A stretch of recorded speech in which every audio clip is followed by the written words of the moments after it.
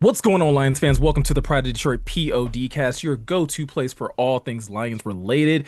We are here on a Victory Tuesday, which sounds incredibly weird to say, and also a little weird to be doing a podcast on a Tuesday this early into the season. But the Lions have moved to 2-1 on the season, beating the Baltimore Ravens 38 to 30 in a really impressive win by the home team.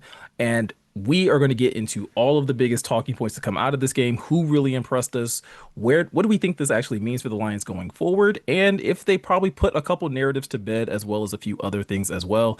I'm your host, Miko. You can find me over on Twitter at the Miko Scott, and I'm joined once again by our two amazing co-hosts. First and foremost, we have your senior editor over at prideofdetroit.com, Ryan Matthews at Ryan_POD. Ryan, how you feeling? I know it was a late night Monday Night Football, and a lot of things had to get done over on the website. But how are you feeling? I'm here. I'm excited. I'm here. You brought the energy to kick this thing off, Miko. So I'm excited to talk Lions football on a Victory Tuesday, which it does sound weird coming out of your mouth. And like even Hmm. as I typed it up this morning to like push out some tweets, I was like, Victory Tuesday? Is this right? Is it Tuesday? What day is this? I don't know. I just know that the Lions beat the Baltimore Ravens to a pulp, and Jeremy Reisman was there to see it live and in living color in Orlando, That right? that is true, and we are joined by Jeremy Reisman, your chief editor over at prideofdetroit.com, at Detroit Online over on Twitter. Jeremy, how are you feeling? Because I'm sure your night had to have been absolutely insane, being there in person, then having to fly all the way back home, to kind of get ready for things that are taking place here as far as doing the podcast and everything else. Hey, you know what?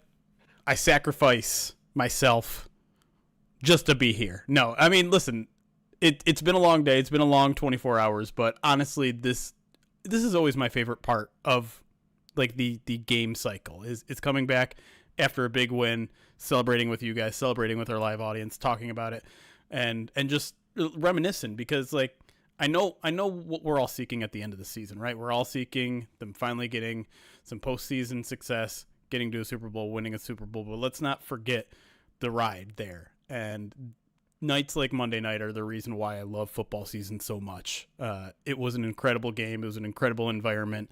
The Lions did something.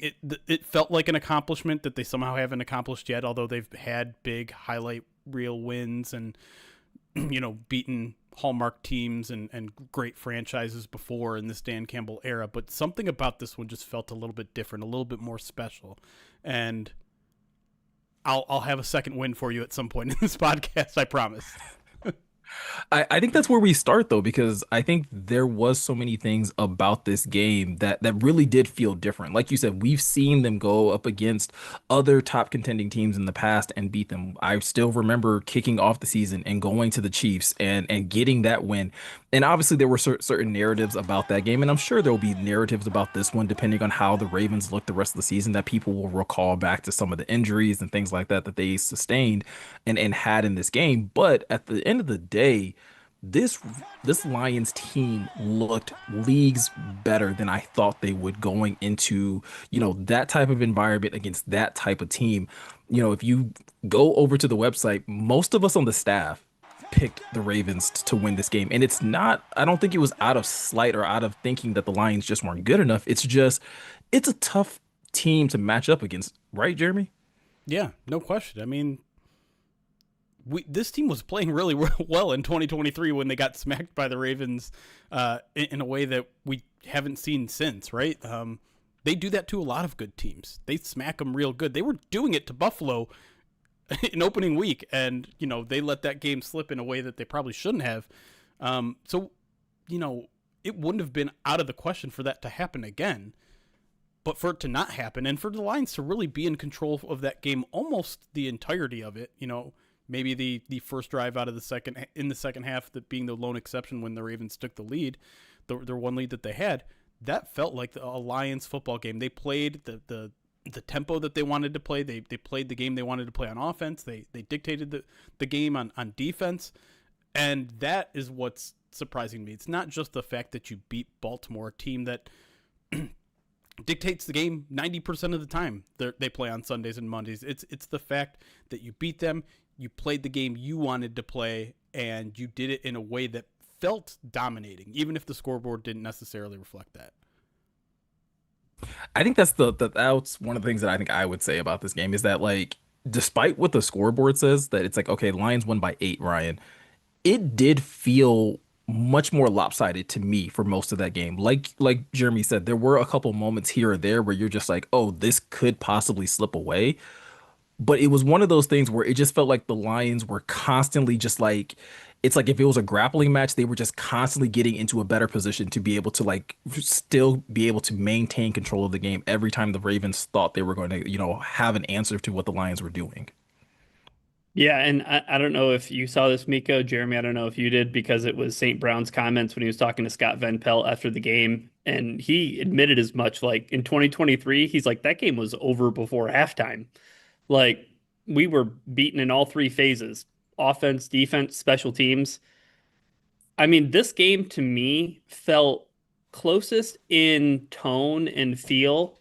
And I always come back to this game because I think it's one of the most like perfect examples of a Dan Campbell game in this era of Lions football. But it's that 2023 game where they went into Lambeau and they dictated the style of play from start to finish. They dominated the time of possession. That was something that, they did in the game, Monday night against the Ravens. They ran the football, they established the line of scrimmage, and they wore them down. I mean, this is a game that I think what might get lost because you have the numbers at the end, right? You see what the Lions were able to do on the ground, and that's probably my biggest takeaway is the Lions ran the ball at will. But it wasn't like that at the end of the first quarter. Like it was tough sledding at the end of the first quarter. I think they were averaging maybe 1.9 yards a carry. Um, it looked like it was kind of more of the same of we're trying to get Jahmyr Gibbs outside. It's not working. Why is it not working? And then David Montgomery comes in and just what a wonderful reminder of how important that guy is to this offense and the dynamic that he brings to this team just on any given week, right? And it reminds you of the embarrassment of riches that the Lions have on that side of the ball. There's so many takeaways from this game, but I think that was my biggest takeaway last night was like again like that Packers game back in 2023. I think it finished it was like 34-20. It got a little close in score at a certain point in that game, but it never felt like it was out of hand. Same thing with this Lions game, to your point, Jeremy. Baltimore scored on that opening drive, but as soon as the Lions answered back, it felt like, oh man, Baltimore has to keep on matching punch for punch, and they just did not. Yeah, I I love myself a David Montgomery game.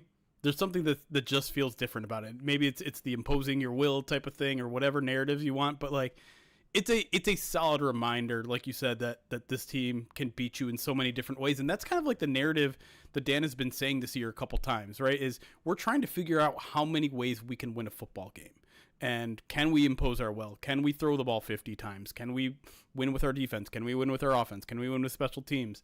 The more you find ways to win, the more you can go to that in the future, right? The more you can realize, okay, this is going to be a David Montgomery week. Okay, this is going to be a Jahmyr Gibbs week. Okay, this is going to be a JMO week.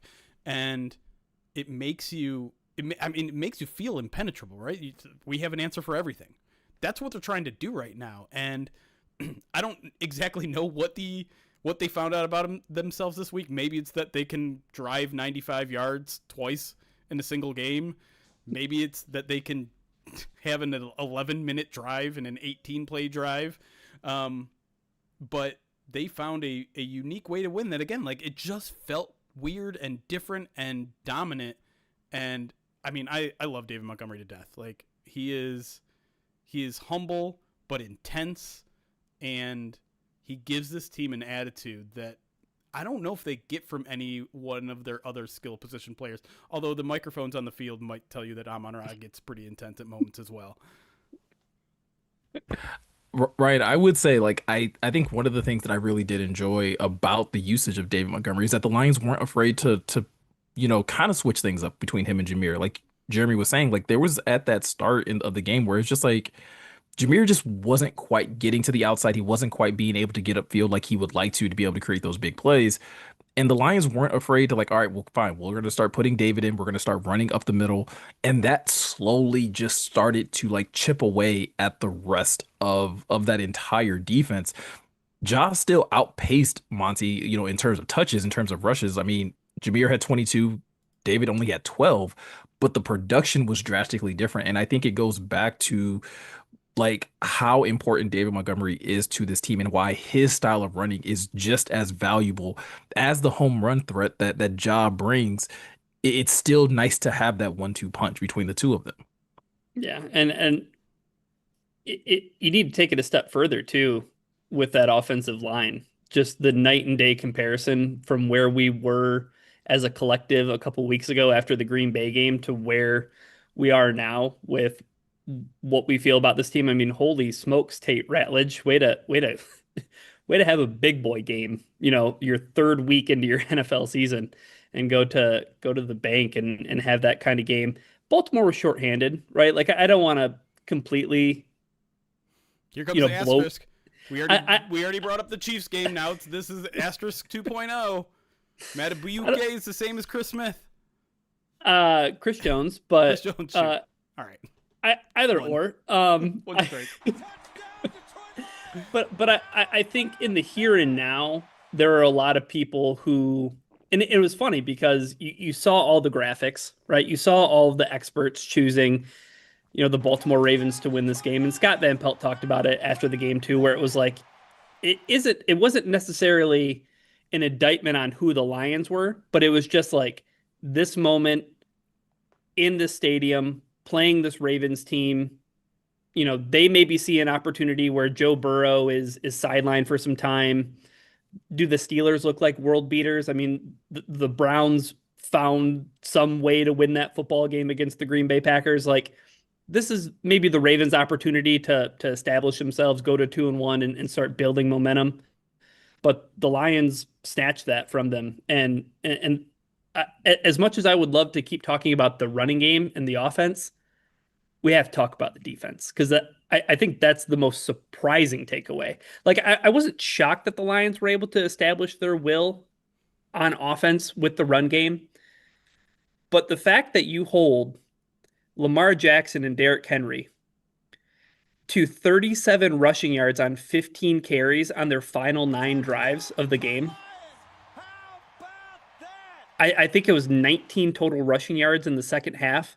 And it wasn't as if it was a game where the Ravens had to go away from that, right? They were up 21-14. They had plenty of an opportunity to like keep on running and grinding out that game. Not so fast, my friend, in the eternal words of Lee Corso. Like the Lions defense showed up in a way that I did not expect. Yeah, and that's for me is was going to be my biggest takeaway from this game is the way that Kelvin Shepherd was able to game plan for this Ravens offense. Because for me, that was the biggest talking point going into this game of why I thought the Lions were really going to struggle is like Lamar Jackson is on another plane when it comes down to game planning. Like him and Josh Allen are two players that you literally have to think differently on how you're going to defend them.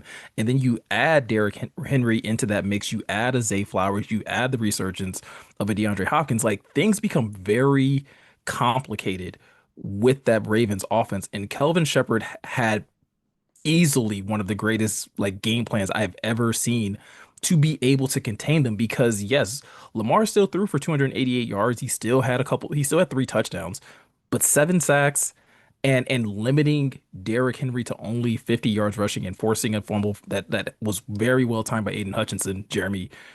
That to me was like a masterclass on how you scheme up an opponent and take away the things that they do best.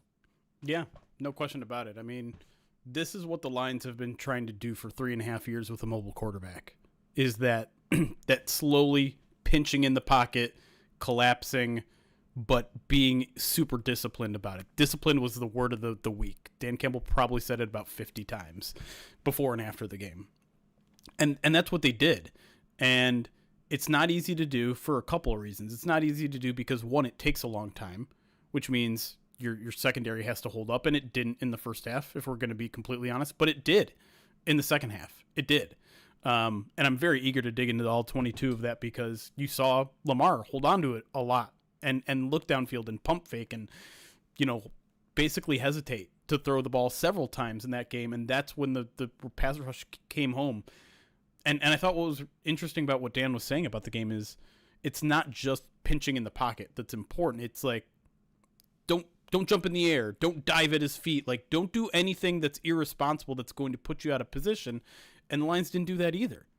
They it was all about closing to the ball, right? Getting 7, 8 guys to surround Lamar or to surround Henry in ways that there just was no escape. And I think the ultimate sign that they did everything right was the fact that out of the 7 sacks, you had 6 different guys because everyone was funneling Lamar back to another person. And so same guy isn't going to sack him every time, but you're going to eventually run him into the guy that gets him.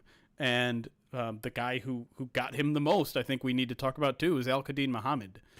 Because what a fantastic story about a guy who is a veteran, right? A guy that has had a lot of opportunities in this league and has never really had his moment.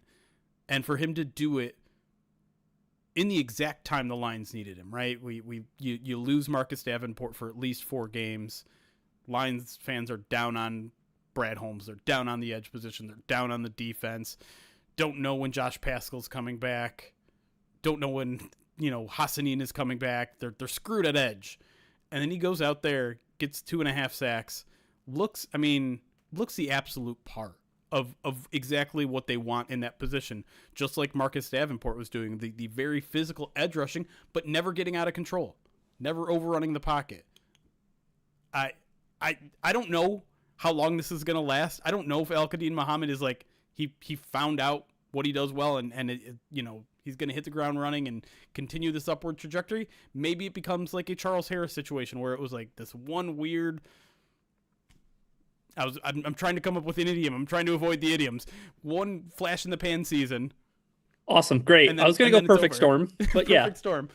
I don't know, but either way, it's an awesome story right now. I'm really excited about him. I'm really excited for him because by all means, by all accounts, you talk to people in the locker room, you talk to Dan Campbell. This guy is just an incredibly hard worker.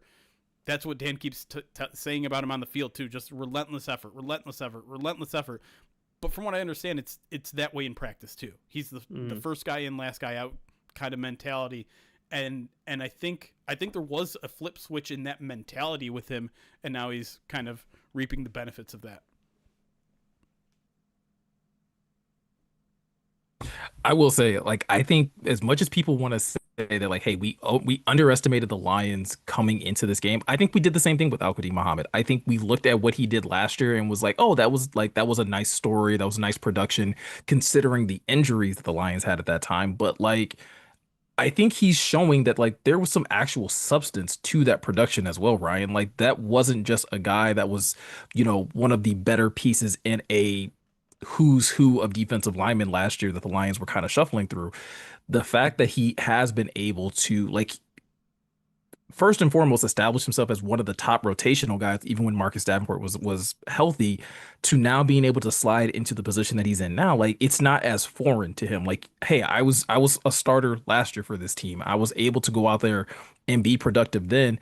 And honestly, his job just gets that much easier now that he has Aiden Hutchinson working on the opposite side of him, because he probably is going to see a lot more one-on-one opportunities, and he doesn't have to worry about people focusing in on him being the go-to pass rusher.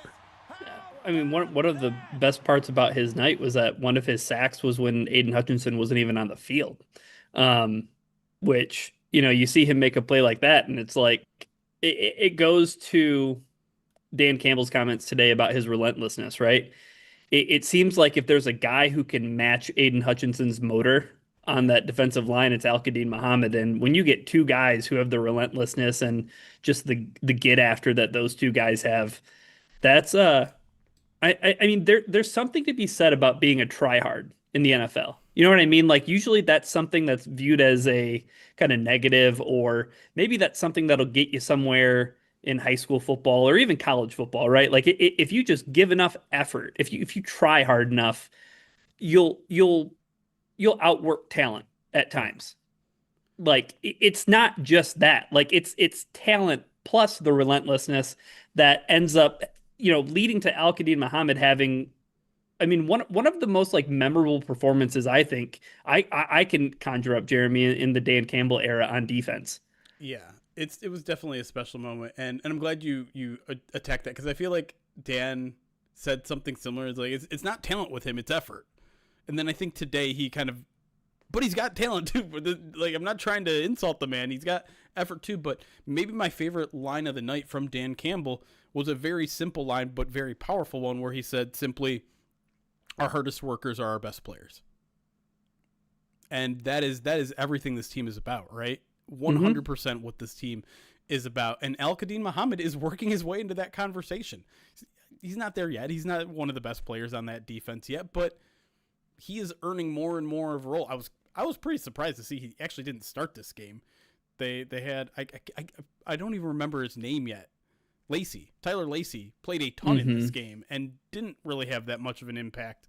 Um, I do wonder if we are going to see Al Qadim Muhammad get towards like 60, 70, 80% of snaps at some point. Maybe that changes once Pascal comes back. Maybe that changes once Aleem comes back and they move parts around. But I was surprised at how little he played in this game, given how productive and how much this team was really gushing about him leading up to this week. Right, this wasn't just it was a breakout game for Al Qadim Muhammad, but it didn't come out of nowhere, right? I think we all had eyes on him Hmm. because it's like, okay, that was a good 13 snap performance. Okay, that was a pretty good 20 snap performance. What's it going to look like with 30 and 40 and 50 snaps? Um, but it's the Dan Campbell gif of just trajectory up, and just another example of if you work hard within this organization, your efforts are going to be rewarded. I think another good example of effort and talent like really coming to a head in this game was Jack Campbell. Like we talk about so many other players on this team in general, and Jack being another former first round pick of this, Lions regime in the same round that the Lions picked Jahmyr Gibbs. We haven't talked about him nearly as much, but in a game when you are using your linebackers to spy and you're asking them to do a lot in terms of helping out in the run game and things like that as well. I thought Jack like literally popped off the screen every time. Like every time Derrick Henry had a run, it was like I felt like they were calling Jack Campbell's name as being in there on the tackle. And even had a few where it's just like him and Derrick Henry, and we know how hard it is to tackle Derrick Henry one on one.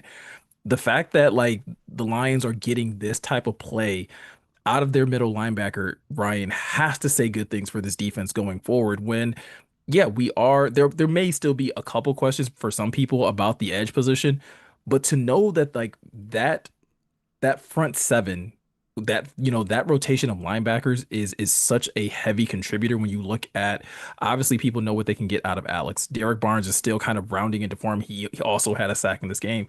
But if you get your young linebacker in Jack Campbell consistently playing at the level that he's playing at, this defense is just only going to continue to trend upwards.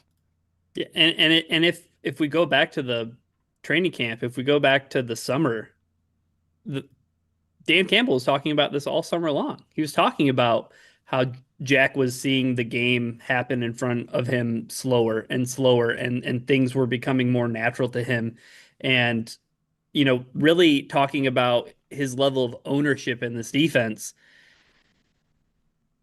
When that guy is flying to the ball and fitting the run and making plays, I mean, the goal line stand is probably one of the quintessential moments of this game. It kind of felt, because of what transpired afterwards, it felt a little like, kind of like wet blanket-ish, because it was like, yeah, you stopped them, but then you went immediately 3 and out and gave the ball back to the Ravens and they scored anyways. Right. But in that moment, it was Zach Cunningham, flying through on a goal line stand and just popping Derrick Henry and keeping him out of the end zone. It was Jack Campbell and Zach Cunningham on that sack, the strip sack fumble that pushes, Baltimore even further back and gives Detroit some breathing room. You know, I think, Jeremy, for me, again, like there's all this focus on getting somebody opposite of Aiden Hutchinson and trying to improve the defensive end spot, and that's been such a focus over these past two off seasons. but not so quietly. Like Brad Holmes has improved every level of this defense. Yeah. He's invested so much. I mean, it's Tyleek Williams. I know we're going to talk about the ups and downs of Terry and Arnold here in a minute, but like signing DJ Reed, another guy who had an incredible night, Yeah. being matched up against Zay Flowers and what he limited him to in this game. Brian Branch, Kirby Joseph, right? Like it's all of this investment in like all the levels of the defense, and Jack Campbell's in the middle of all of it. And Yep. Monday night was a game where he was on his stuff. I thought the entire linebacking core had maybe one Mhm. of their best games. Hansel only had what, 7 pressures, something crazy like that. That's something that like isn't surprising, right? Like going back to last year, like when the Lions needed to dial up Yeah, pressure after Aiden Hutchinson Hmm. was gone, it was like, oh, we'll bring Alex up the middle. yeah. Like we'll just do that. But that has been something they've struggled with this year, right? The linebacking core has Hmm. not done a particularly good job with their blitzing Yeah. and being disciplined in the rushing lanes and all that sort of stuff. And I thought they were fantastic. Really, I can only one bad play from the linebackers comes to mind, and it was Alex Anzalone on Mark Andrews, and he was a half step behind, and it required a pretty darn perfect pass Oh from yeah. from Lamar to beat him. That was a dot. Right. Yeah. That feels like a tip your cap moment more than like shame on you, Alex Anzalone, for not covering an all pro tight end well. Right. And I know Mark Andrews was struggling going into this game, and maybe it's a little bit disheartening to see him go off for 6 for 91 and 2 touchdowns. But that guy can still make plays. I think that's what I learned more so than anything, right? Like Brian Branch was on him a couple times in pretty tight coverage, and Andrews came down with it. Um, Hmm. and so I was just utterly impressed with the linebacking core, really the front seven in total. and just like zooming out real quick, the defense was put in some bad spots in this game with some special Hmm. teams errors. Ooh.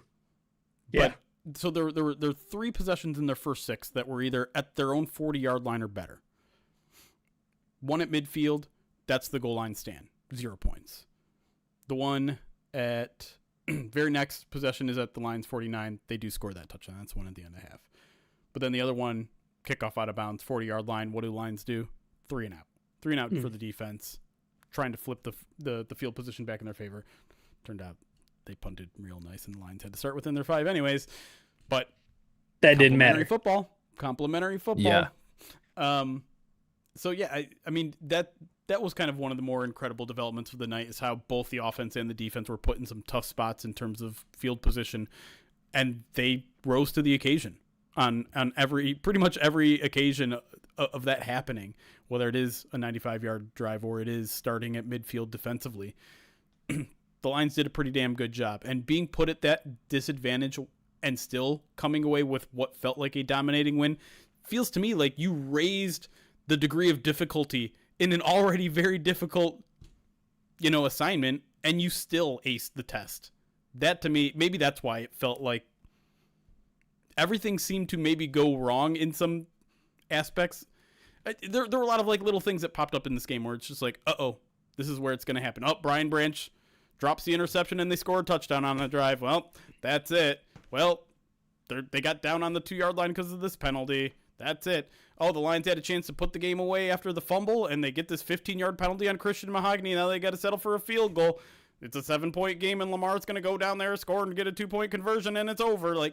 But none of that happened. None of it transpired. None of it did. Transpired because they were the much better team on a down-to-down basis.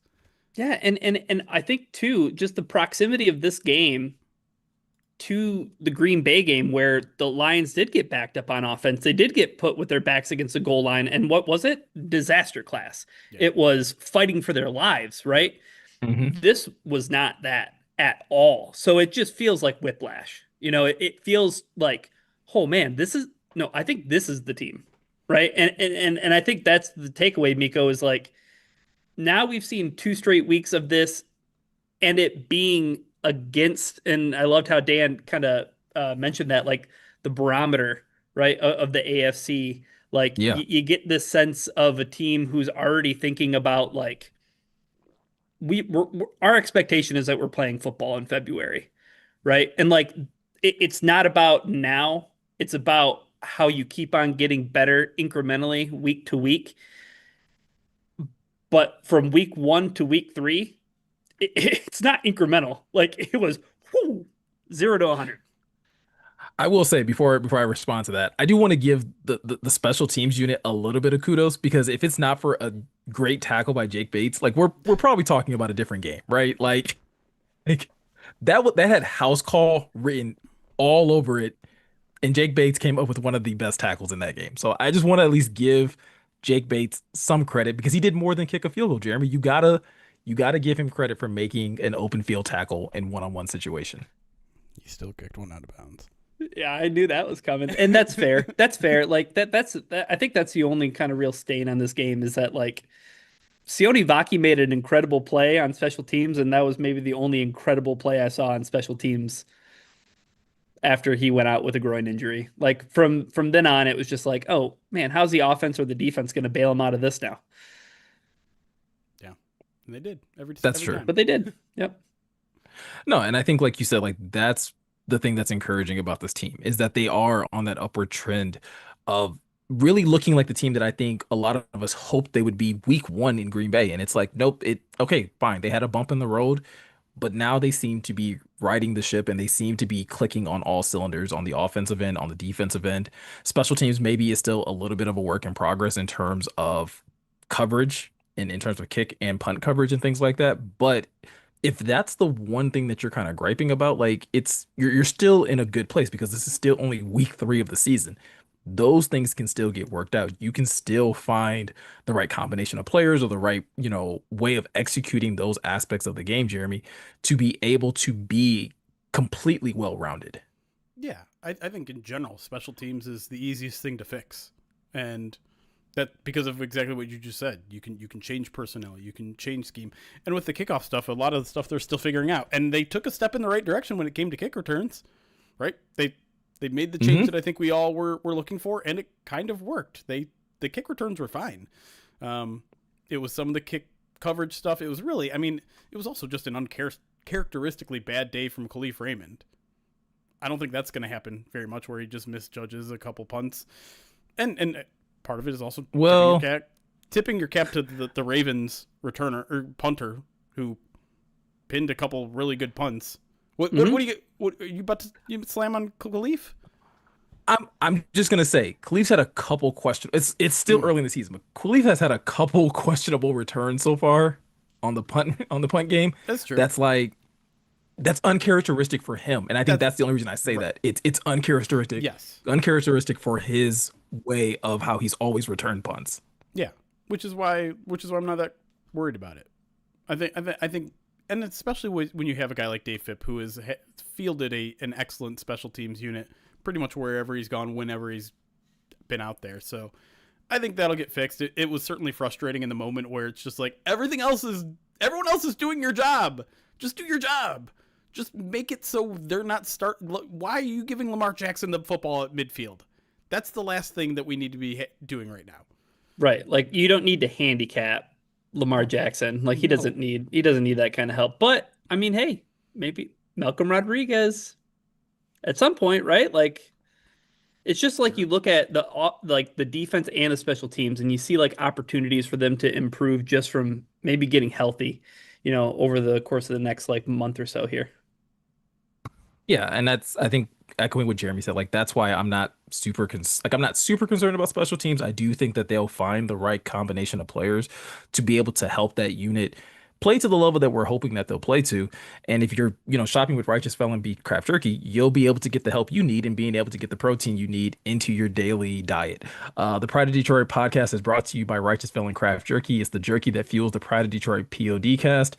Each 2-ounce bag of jerky has 16 to 20 grams of protein, and each stick has 8 grams. Trust me, if it's good enough for the Lions, it's going to be good enough for you too.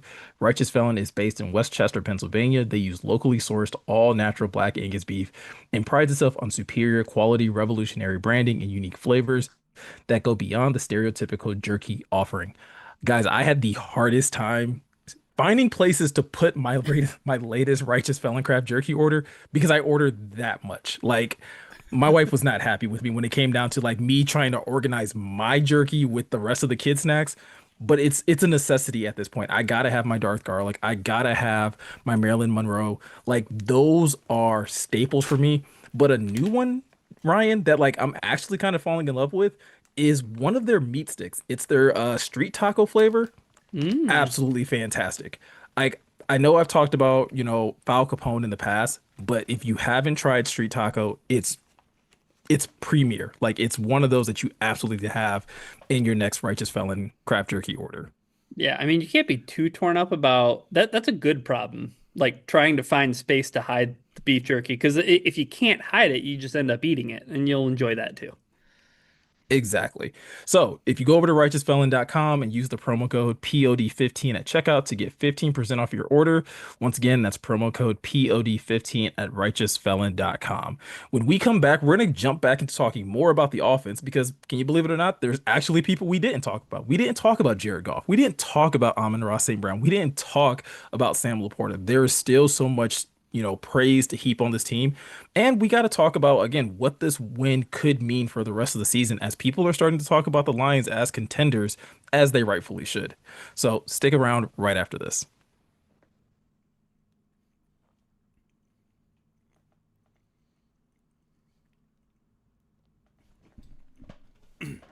Okay, what's up, everybody? Sorry, that was a very chewy piece of jerky. Some bourbon Franklin, if you missed it. Oh, I did Bourbon not. Franklin. I couldn't tell which flavor you had up because at first it looked like Marilyn Monroe, and I was like, I don't think that's what that is. Well, let me let you Dude know. looks like a lady. Dun-dun, Yeah. dun-dun. Ryan tweeted that Caleb Williams can't make the easy throw, and I just need you to know if you guys saw him toss the ball to Ben Johnson in their locker room celebration. Oh, did he throw a terrible ball to Ben Johnson? Yeah, let me tell you about how much I hated that. Well, I hate watched that game. Mm-hmm. I was just so disappointed in the Cowboys. And I mean, Jeremy, I know you probably got tagged a billion times on what would have been just an awful flea flicker. Like DeAndre Swift's prayer that he threw higher than I felt like he threw back. Like Yeah, it felt yeah. like he like Russell Wilson that ball to Like he was playing Caleb upseas with Williams. the football. Like, Yeah. So, man, that game sucked, but like red zone football on Sunday was when it got to the witching hour, it was man, it felt like playoff overtime hockey levels of insanity. Dude, I was so nervous when Jake Bates was lining up for the 67-yarder. I'm like, did you not watch Sunday's games? Yeah, This is going to no, get blocked in return for a touchdown. Don't do this. dude, and they kept on referencing at the end of the game about like the block kicks. They're like, "Oh man, mhm. look at all these scores on special teams." And I was like, get your graphic off the screen right now. Get your graphic off the screen." The amount of joy I had in seeing that the Packers lost that game, like, was unmatched. Like coming out of the movies and being like, "Oh, they lost." Like, because Mm. that I game could was not. ugly. That game was hideous. The fact that the Packers weren't moving the ball all game, and then on their potential game-winning drive, it gets kick-started by a 20-yard pass interference, sent me in a absolute rage. Mhm. And then, like, I didn't have the sound on, so I didn't really know what was happening with the fumble. That wasn't a fumble, but apparently, according to the pool report, it was a fumble, but there was no clear recovery from the Browns, Mm. Mhm. which is a big bummer. Like, that's just, well, you got the wrong call on the field, and that changed everything. Football gods evened it out though in the end. Exactly. And so, like, when that happened, I'm like, yes, you deserve every single moment of this Green Bay Packers. Every single moment, you deserve this. The And only thing that was like, oh, go ahead. no, just gonna say, I only wish it was against the Jets so that we could have gotten Aaron Glenn's dance running down the Oh my sideline. God. In That's a, literally that's literally what I was gonna say. I was gonna say the only thing that made me sad was that Aaron Glenn broke that dance out and still ended up losing the game. lost Like within like it 5 just minutes. yeah, like felt so unfair because when was the last time you ever saw AG look excited about anything football related? That was I wanted it so bad for him. Yeah. And I mean, unfortunate that maybe is is Justin Fields getting Wally pipped by Tyrod Taylor? I sure hope so. Um, but Aw. it's fine. Um, the other thing that I found out this Sunday was I hate the Eagles. I hate the Eagles now. Hmm. I officially hate the Eagles. I wasn't there with the Eagles. Like I was like, I respect them, whatever. Like, did you hear like Drew Brees say that their offense is boring? It's boring. He's like it's the most boring. Like I don't watch their offense because it's boring.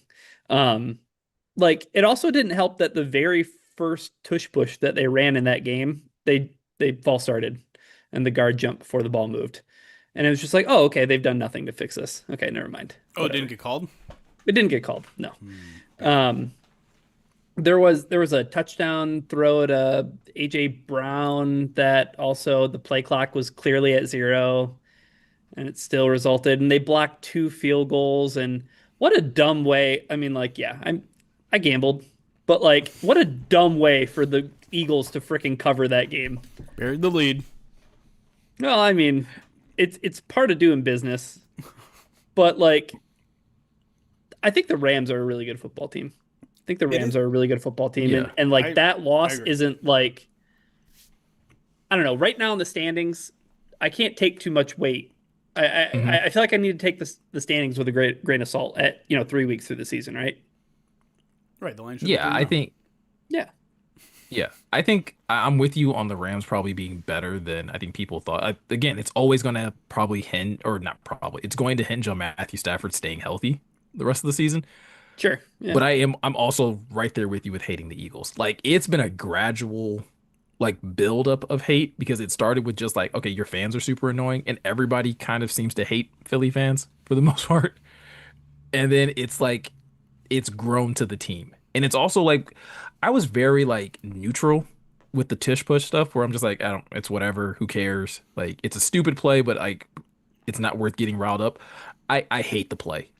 It's the dumbest play. It should have gotten banned. Like because it just like you got nothing else, do you? And which is crazy because you have one of the best running backs in the league and you're doing that.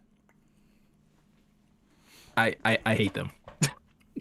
It does, like, it feels like they're becoming the Chiefs a little bit in that some of their wins are like, you didn't deserve that. Mm. I yeah, especially like the Chiefs last year, right? Where it's like, Mm-hmm. Yeah. Yeah. how are they gonna like? What ritual did they do that required the blood of a live Yeah. chicken? And Yeah, maybe it's just like if you beat the Chiefs in the Super Bowl, you become them. Like it's Santa Claus rule. It's a transfer of power. but then if you're the Eagles, you're staring at yourself in the mirror, and it's like I won, but at what cost? Right? Yes. Hmm. It's at Now, the cost of not being able to throw to your number one wide receiver most games in the NFL. But that's the other stance that I hate is that like Eagles fans and like NFL media is like, why don't they just throw the ball? It's like, well, their running game is so good, so they don't throw the football. And it's like, okay, but when they do throw the football, sometimes it looks absolutely horrendous and awful and ugly. But then like AJ Brown makes one catch, and it's like, why don't they just throw the ball to AJ Brown all the time? And it's like, do we watch the whole game or do we watch the highlights? Like I Well, don't. and it doesn't help that their running game right now is has been terrible. Like through Yeah. through 3 weeks into the season, like it's not been good, and you're still not throwing the ball. Hmm. Tell me your quarterback's average without telling me your quarterback's average. ooh, Man, and see, like after the Super Bowl, like I wanted to give all the flowers and praise in the world to Jalen Hurts because like he played a great game in that Super Bowl, and it was like I feel like he's Mhm. getting disrespected, but it's been a rough start to the season. Plus, I just don't like Nick Sirianni. It's nothing personal. It's just You hate his face. I get yeah, it. yeah, nothing personal. I wanna get to alert to the minute here, but I wanna also play a game. Okay, The game is called Name the 5 teams with the highest overall PFF grades through 3 games. teams with the highest PFF grades, like like the overall grade. Overall grade. Okay, Bills. can No. 79.8 tied for 6th. Okay, well it's close. You were close. Eagles, No. Colts. 73.3, 11th. Colts, Colts, third, 82.2. Chargers, Fifth, 80.0.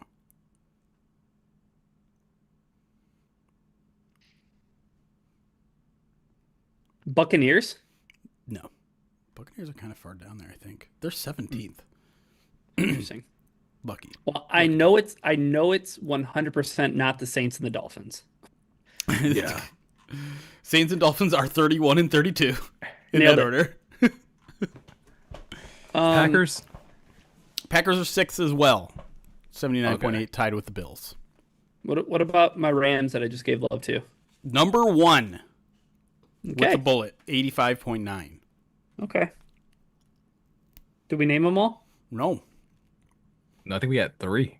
You got Rams, Chargers, which are 1 and 5, and then you said Colts. Colts. They are 3. I saw it in the chat, but I'll say it anyway. Vikings, Nope. 10th. Come on, with that quarterback play, I'm surprised they're that high. Mm. Mm, mm, mm, mm, mm. I want to say Lions, but like, And is it the Lions? Lions are are the top fourth. 5? Lions are See, fourth. I just thought like I thought week 1 was just so bad that it would have kept them out. Week 3, their Was PFF so good. grades are outstanding. Like on both sides of the ball, they're incredible. So that means we're only missing 2, right? You're only missing the second best team, according to PFF overall grades. Seahawks. It is the Seahawks, which I'm mildly surprised. I don't think I've watched any Seahawks football yet, so I surprised haven't by this. either. I know that. I was gonna I say, know didn't they they've- hang 35 on the Saints in like the first quarter or first half? I don't think the Saints are an NFL football team.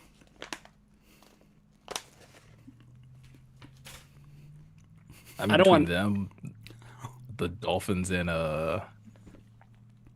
who's the other team that you mentioned? Right. It's like really bad right now. I mean, the Giants don't look great. But No, they're- but I also feel like that's Russell Wilson's fault. Like, like outside of one game. yeah, Jackson Dart, huh? The Seahawks have the starter? highest passing grade of any team. All right, Which so is- that might be the most surprising thing. It's making me feel like an idiot for lambasting them for the Geno trade. Because Geno has had a rough couple of weeks. Yeah, The Raiders. yeah. I mean, there wasn't anything that I felt more sure of in week 3. Like if I was in a survivor pool or some kind of pick 'em, like I would have 100% chosen the Raiders over the Commanders, and I would have been eliminated like in the first half of that game. Like there was no way that I thought ex quarterback season 1 star Marcus Mariota was going to Mm, slice and dice the Raiders. Mariota did start that game. I completely forgot. It's weird stuff. Yeah. Who's going to be the first coach that gets fired in the NFL? Is it going to be Dable or is it going to be Mike McDaniel? It's a dead heat. It's McDaniel. I think it's McDaniel. I feel like Like- some of the team is checked out on him. He looks checked out. He Like, does look a little checked I out. get a good laugh out of every time I see his press conference, especially after they lose. Dude looks like he'd rather be anywhere else. Like doing Yeah. anything other than coaching that team right. I get it, and I think it's probably McDaniel as well. But man, and again, I'm catching glimpses, right? But like, there's a little bit of like Matt Patricia energy around Brian Dable. Here's Like what might work. repeating answers. Yeah. Here's what might work in the Dolphins' favor. Next 2 games are at home against the Jets, at Panthers. Yeah, Well, but those after would be the the way games the- that he would get. That's why he would get fired. After Like that if they lose to the Falcons J- game. Yeah, like you lose both of those games, you probably just lose to the Jets and he's probably fired. It's possible. It's also on Monday night. Yeah. Cuz you can't. Oh man. What are the Dolphins getting so many primetime nationally televised games in the first month of the season. We're still living in explosive that offense. we're still feeding off that 80-point game they had 2 years ago. My gosh. Yeah, look at But where I think that's those why two you have to teams have fire gone him. since then. Like because that was against the Broncos, wasn't it? Yeah, 70 to 20. Week 3, 2023. But that's why I think you would have to like if they lose this week. I think even if they lose against the Panthers, like you have to fire him sooner than later. If you actually think you have a chance at having a decent season, like that team is just still too talented on paper outside of what they have going on at quarterback. Like Tyreek Hill is still Tyreek Hill. Devin A-Chain A is chain.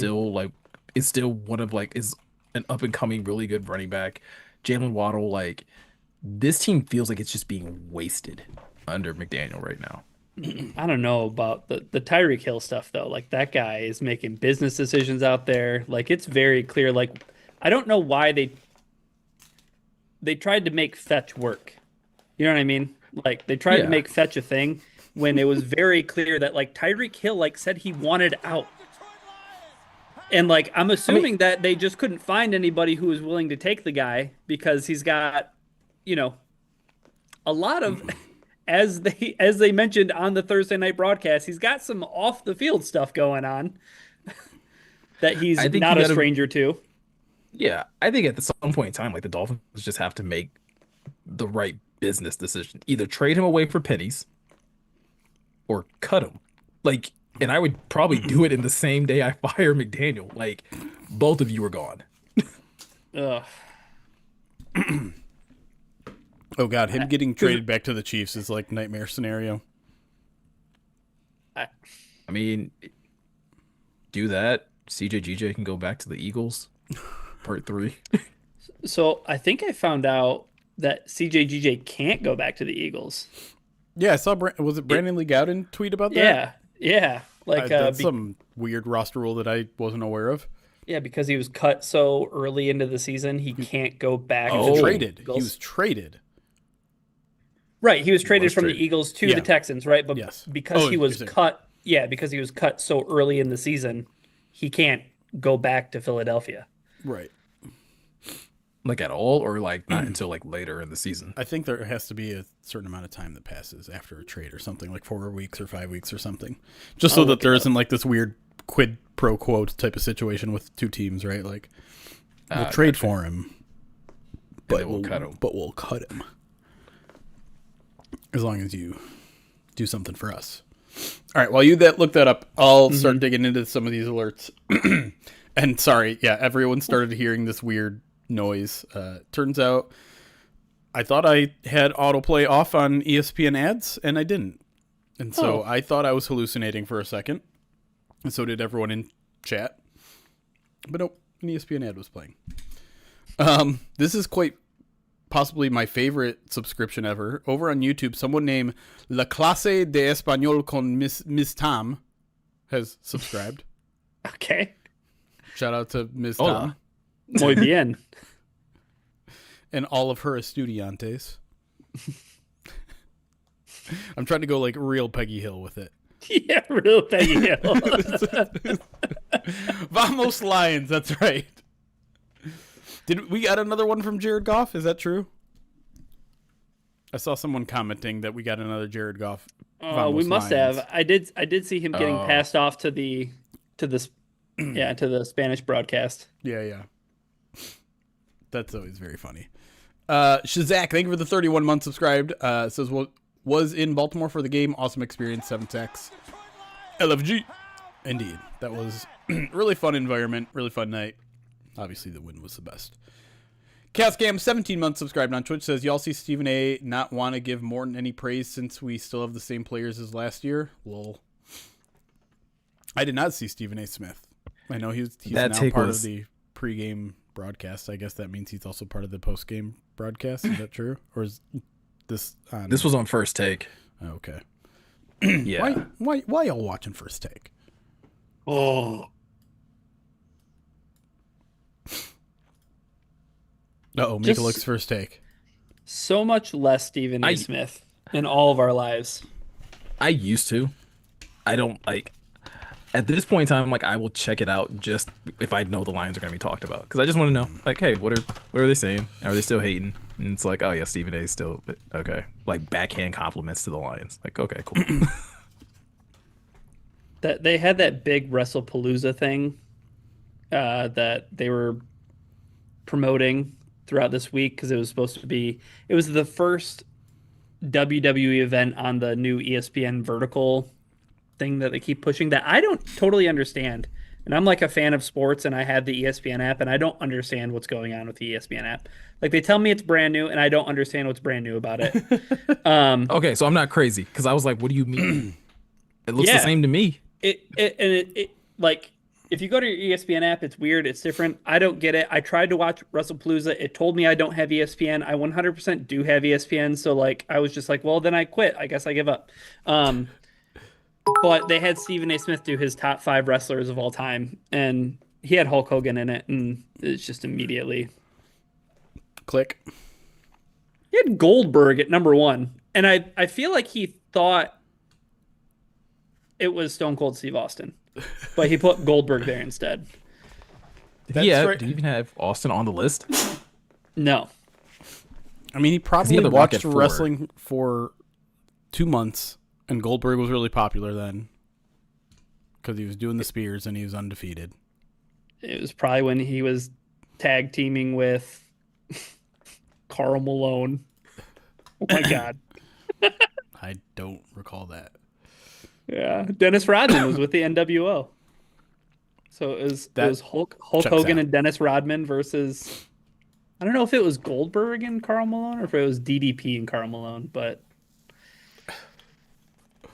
a moment in history. Wow, we somehow have They gone could full circle and have traveled back to wrestling talk. Yeah. they couldn't All right. find two more questionable NBA players to throw into a wrestling ring than Rodman and Malone. Oh yeah. Yeah, it was DDP. Thanks, guys. But yeah. All right, JP is me, 33 months, subscribed to the channel, says, "You're good enough for Detroit, Al-Qadim Muhammad." I want that to be the stem anytime someone plays well. Quick, name two teams that Al-Qadim Muhammad played for before Detroit. Colts and Saints. Is that true? I was gonna, I was gonna say Colts and Bears, right? He Both did of those play are for the true. Bears. Yeah. Yeah, I did see Colts, Saints, Bears, Cowboys. You got 3 out of the 4. uh Jeff Burkus, who we have on for First Bite. I saw Yeah. him tweeting last night like, this is the same Al-Qadim Muhammad that was on the Bears?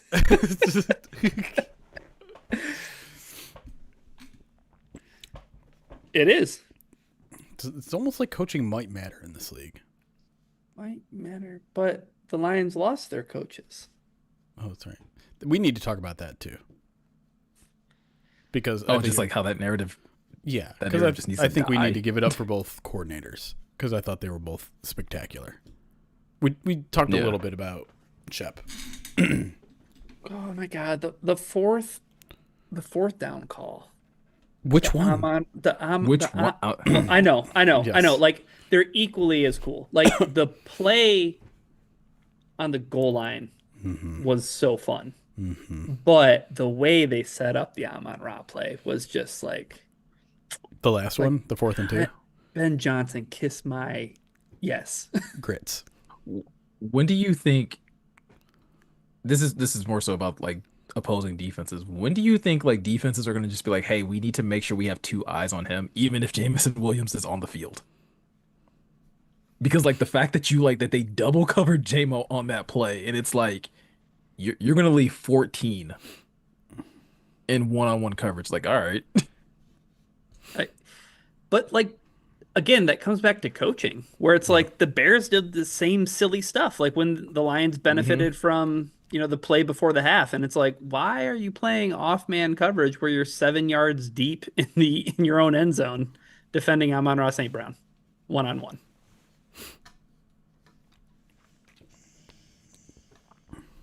I'll take it. That's all I know. Yo no say. No say. Ms. Tom's class appreciates that. Okay. I'm sure they're all watching right now at That's right. 7:09. That's right. No, they're watching on replay, obviously. Oh no. No, I don't know how to say on replay in Spanish. Yeah, don't embarrass her. Nope. And I'm not going to guess by just adding O like a racist would. The Pintar, 25 months, subscribed to the channel. Appreciate that. Karen, 37 months, says our gritty lines are all the way back. Wagon Maker, 25 months, subscribed to the channel, says I want to play the Packers again, like now. I get it. I wish that game was sooner rather than later. Me too. Yeah, I want to run that one back so badly. Yeah. You know what I kind of want to do almost a little bit more though? Lose to them twice in the regular season, then beat them in the playoffs. Oh, that'd be kind of sick. NFC Championship. Yeah. Oh yeah. Oh man. That would be amazing. Just have to hear them for 5 straight months. Oh, we swept you guys. We're not worried about you guys. We're worried about the Eagles and Rams. We're not worried about you guys. Bam! Oh man, how sweet would that be?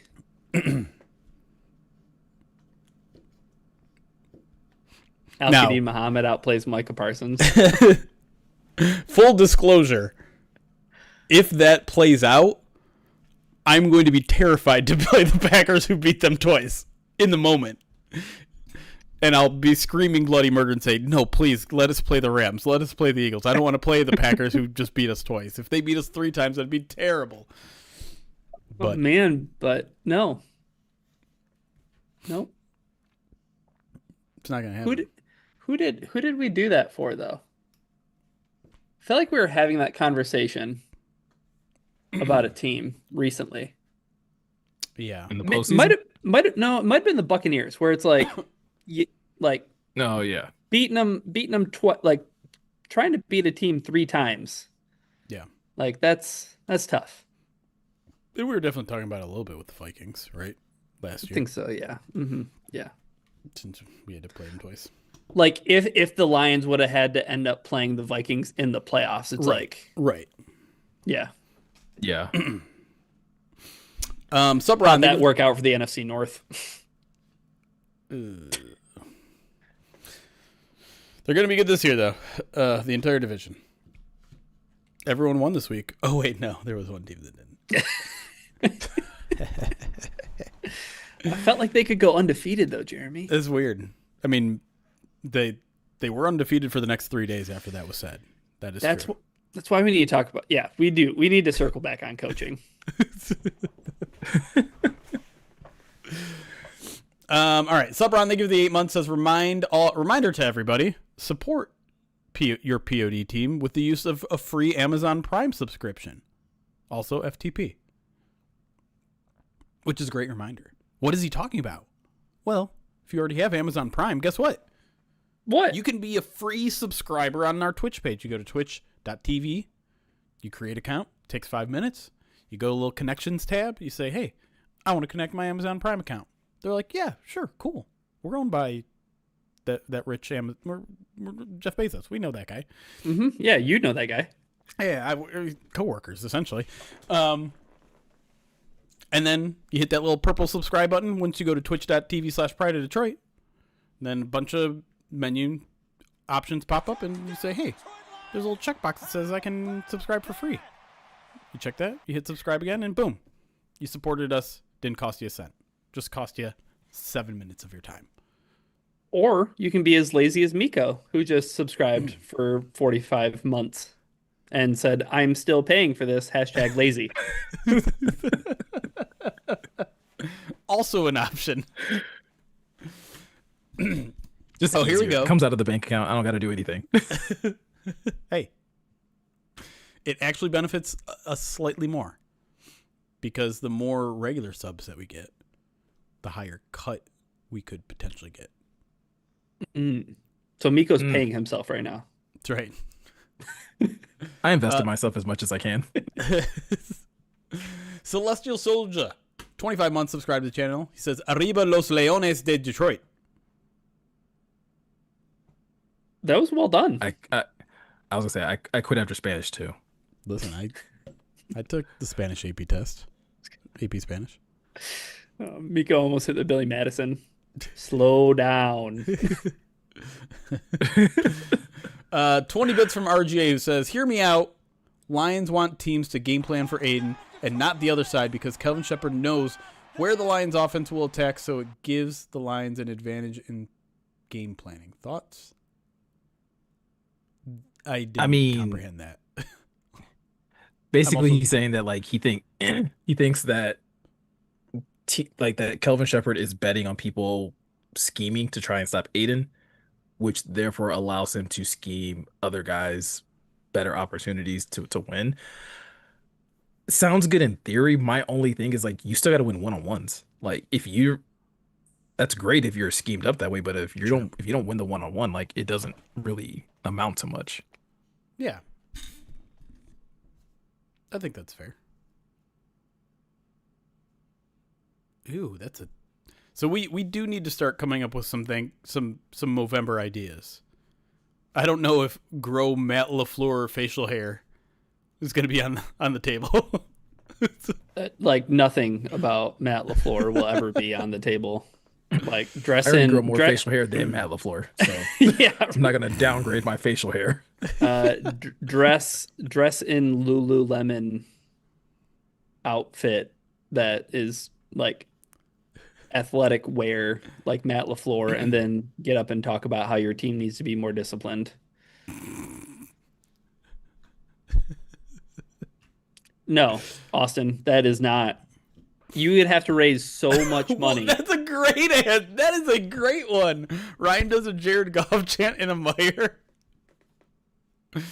Oh, I love that one a lot. How long or how many people do I have to get doing it before I can stop? I would. That's a good question. I think you have to try for at least 30 seconds. Oh my God, that That's was a- the that is very longest long. 30 seconds of my life.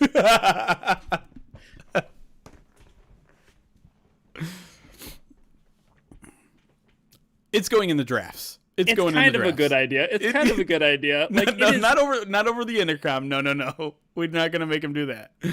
yeah, that I could get in trouble for that. It's a good idea, but it belongs on like the extreme wheel of pain. It might be like a 40 or 50K. Yeah, fair. We do have a Google Doc that has been made, and I'm putting it on there now, just as an idea. Nothing's being set in stone. I will throw out this idea that we came up with that I think you guys are gonna like. We are behind on a lot of things in terms of cashing in last year's and even some 2023 rewards. So, because the Lions bye week just happens to coincide with the week leading up to November, I think we're going to do like a week of streams of just cashing in Movember rewards during the Lions bye week to kind of raise excitement for Movember this year and finally do all the gross stuff that we were supposed to be doing before. Yeah, 100%. Dan, that's an outright lie and a misrepresentation of reality. It has not taken me longer to eat bean cereal than it is for a cooking scream that never will happen. Has to get a ninja ice cream machine and turn his bowl of beans into a pint of ice. See, that would honestly be better. I'm honestly just I'm dreading that bean boozled bowl of cereal more than anything because I just feel like it'll be so gritty on my teeth. And I'm going to spit it out off stream. Like I'm going to go off camera, except I can't go off camera now. Sorry, it follows you. I was like, do you have to eat the whole bowl, or do you just have to like a giant spoonful? I don't know. Nothing was determined. Yeah. So that's why I asked the question about the Jared Goff chant. Austin Mammoth, I'll give it to you. That's a great idea. Here, That's the only time I'll do it is for charity. here are the things that we still have to do that we'll be theoretically doing during the bye week. Flea Flicker Day, which is I'm watching Flea Flicker compilations on YouTube and then also playing Madden, only throwing flea flickers. I have to create a running backs do matter apology video. Mm-hmm. You and I, Ryan, our historic Lions game stream where we just watch highlights from an old game that we have long forgotten and just experience it anew. Yeah, which is a lot of fun. We did that Yeah. once while we were eating ramen, and I was Yes. like, that's where we came up for the idea for it. We're like, we Yes. should just do this on stream. It was the Lions Saints game that was like 45-38 or something crazy where the Lions almost mounted an enormous comeback and then Matthew Stafford threw a pick six to a defensive lineman and it was over. Yeah. It was it Cam Jordan? Maybe. Not in the playoffs. No. So the next one is the offensive line eating challenge, which is 6,500 calories in a day. Now, I was on the hook for that one, but Miko has graciously volunteered to take that one off my hands, and I'm fully in on that because I think what we're going to try to do is have all of us do one disgusting eating thing in one stream. Now, I don't know how we're going to do it with Miko because that's like obviously an all day thing. Well, it depends on what day we do it on, but like I told you, You're not I'll take the day off. But I'm just saying, like, you're not going to do it all in one sitting.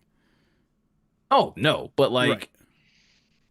I'll hang out and I'll like whatever we're talking about and like eat breakfast and then Yeah. move on to lunch and then Just jump Yeah. in and out of the stream, I guess. I don't know if it's going to be yeah, an all 'cause day I'm gonna stream. work I'm gonna work some of that stuff off because God. Because on top of that, yeah, Ryan does have to eat his Bean Boozled in a cereal bowl at some point. Yeah, I'll do it. Someone said use Teddy's bowl. No one said it had to be a grown-up bowl. Dan. Thank you, Dan. I have to eat what we're calling a JMO milkshake, which is two of JMO's most notable foods that he's ever posted that just went viral both times, which is, as you may remember, the McDonald's burger with Oreo McFlurry on it. That is half of the concoction. The other half is his hot Cheeto Rotel dip. Your obsession with blending things and drinking them. Yeah. I don't It's not an I don't know obsession. why. It's I don't know how else to create something gross. I'm running out of ideas is what this is. This is not Yeah, but like I think that's the other question though. Like, why does it have to be?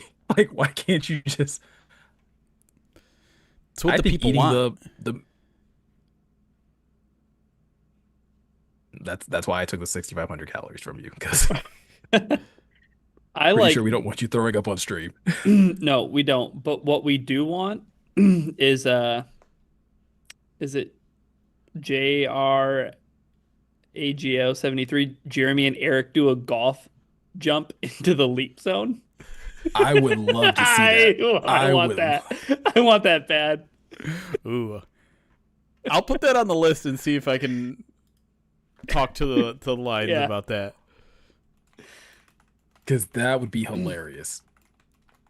I want to get some people in there though. I would Like do I want to it. get some people into the leap zone so that Oh, you know what I like, mean. just So we get can the kind of staff. simulate it.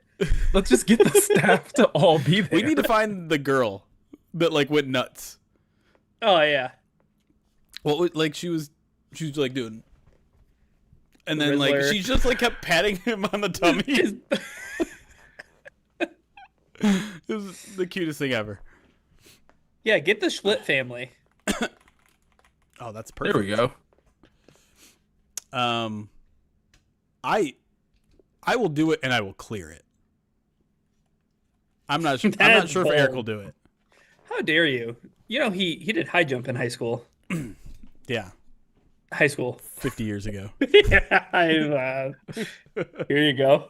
Ooh, I do like the idea of the top 5 donors get to be in the crowd. I don't know. I don't know if that's like how we could do that, and you'd have to like find your own way there. We're not gonna. I don't think we'd pay for you to get there, but no, I still have to do the yoga pants. We're not even done of things that we have to do. I have to wear yoga pants in a grocery store. We have to do an overalls stream. I still have my Lions overalls that I bought that are just sitting in its packaging. Benito Jones. R.I.P. How he's not dead, but I know. Still plays for the I Dolphins. do need to get me a pair of those. All right. I will send. I don't. Do they still exist? That's the problem. Is like I don't feel like that kind of stopped being popular. Like I got Lion- some overalls, but I would prefer some Lions one if we're gonna do a stream. Let's see if that's still on Amazon. Oh, they still exist. God, they're kind of expensive. That's fine. If you guys want them, I'll send them to you tonight. Do they? how have- expensive are Austin they? Mammoth, you have to go to my OnlyFans to see that type of They're content. $70. Ooh, wait, hold on. Stand by. This looks legit. I found them for 42. Okay. I'll send you the link. Yeah.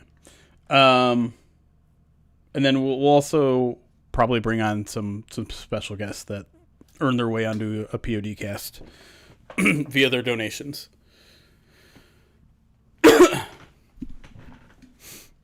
Yeah. We'll get them done. I promise you, get them done. We're not trying to run any scams here. No. Let me get through the rest of these alerts because there's still Yeah. a handful here, and then we'll get back to some Lions talk. Jason F65, 26 months, says Go Loins. Appreciate the sub. Yeah, Detroit, 73 freaking months. Appreciate that. Rise Boy, 100 bits, says muted while I'm not home. We'll watch later on YouTube.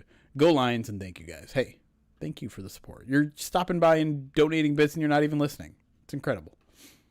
Dropped You like another our faces 200 that now. much? Apparently. Wow. Our sleep deprived faces. Rise Boy with another 200 bits says, P.S. Patricia wishes he could be 1/10 the coach MCDC is. Yeah.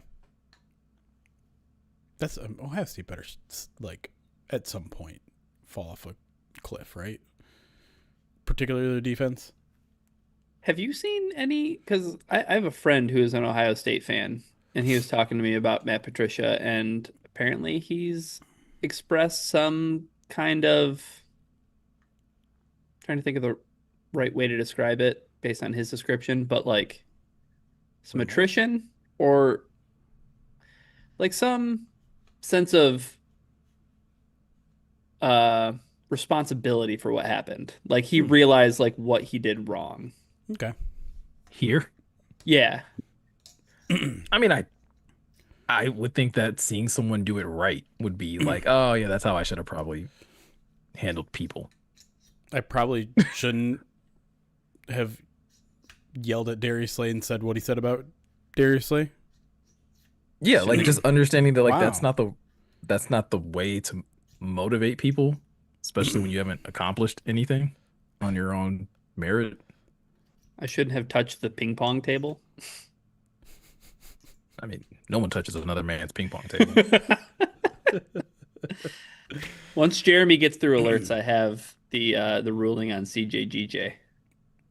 I don't even know what. Oh, I do. Okay. HSW, thank you for the 9 months. Says Go Loins. I want that sweet, sweet loins in my mouth. Okay. I feel like you just did that so I would say it out loud. There's the Miko resub. 45 months. 45 months. Dang. That's a lot of money when you add it all together, Miko. It's a lot of babies. That is 5 babies as well. And Mind it's you, the Adi, ones I can have nowadays. that's right. How we feeling, by the way? Better. Yeah. Okay, good. Madi 2 Adi 47 months says, I guess I'm lazy too. Paid for his sub as well. And JB 4467 13 months says, I've always wondered who tweets from y'all's account. I would say about 95% of the time it's me now. It's 100% not Morgan. That is true. I don't really tweet during games anymore from my personal account unless it's like just an interesting factor, like an observation that I see on a replay or something. I mostly just tweet in all caps from Pride of Detroit during the game. That's probably the best way I to think the do thing it. that's yeah. I think the thing that's funny is that the tweets read as two different people. Yeah, right.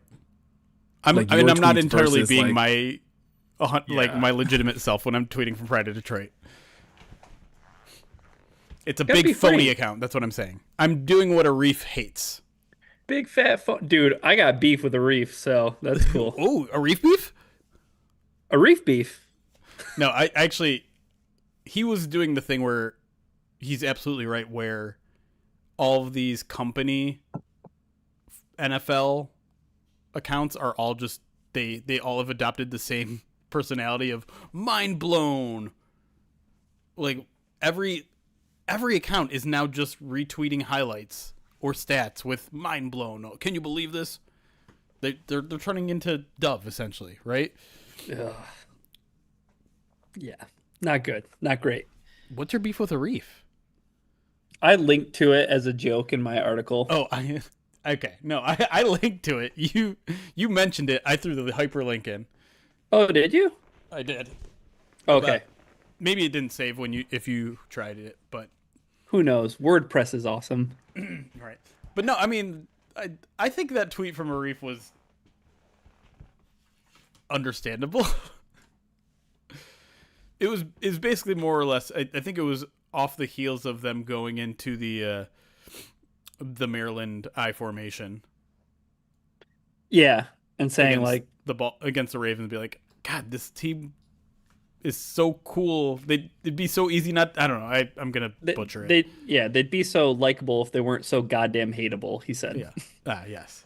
And I was like, question marks? And then he gave me a thumbs up. And I was like, oh, okay, it's on. You Seattle Seahawks fanboy. Right. Vikings fan Jeremy covering for his favorite Vikings guy. How dare you? Oh, that's a Arif good is point. Arif is a Seahawks fan, and I hate the Seahawks.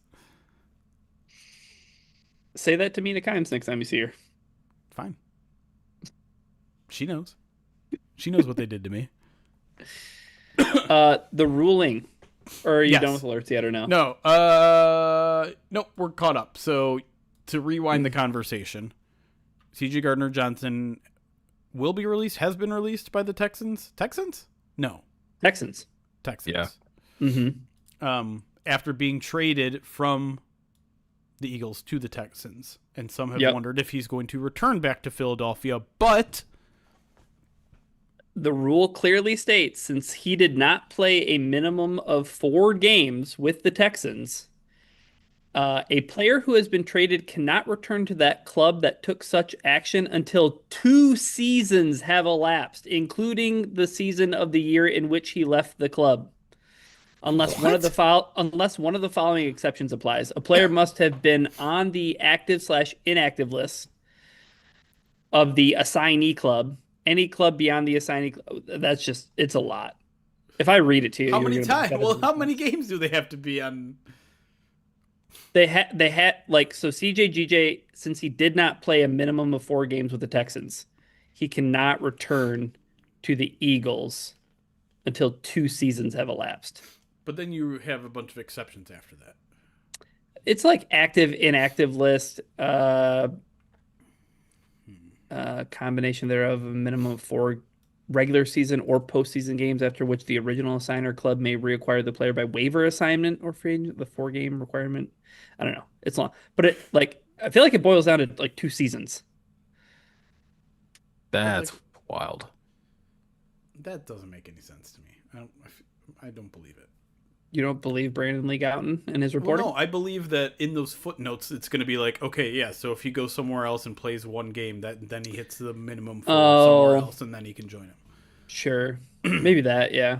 There's got to be something like that, but like not straight like, ooh, got traded to this team, gets cut before he plays 4 games, can't go back Right. immediately to that team. Right. It's got to be an indirect route, right?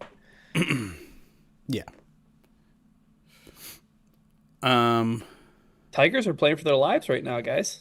don't we want them watching it? They want them watching us. You're encouraging people to watch other things. We won't hurt you here. Okay, yeah, that's Not intentionally. What does that mean? I don't know. PFF We have like questionable takes on things. Me? It was the collective we. I'm not French. PFF has a singular article about Penei Sewell's night. Sewell set a PFF record with the highest single game PFF grade by an offensive lineman in PFF history, in addition to the single highest run blocking grade of any player with at least 10 or more run blocking snaps. I am both excited and terrified to see him and Myles Garrett battle it out this week. I don't know what side Garrett plays on, but I feel like when I last saw him, he was over the left tackle. I feel like he was too. A lot in that game against the Packers, which Decker's going to be in for a long day. Say hello to Brock Wright, sixth offensive lineman. yeah. Coyote Awashika, 6th offensive lineman. Just make sure you get 44 snaps on the right, 8 on the left last week. And right defensive, so over the left tackle. Yeah. So yes, majority of him being lined up over left tackle.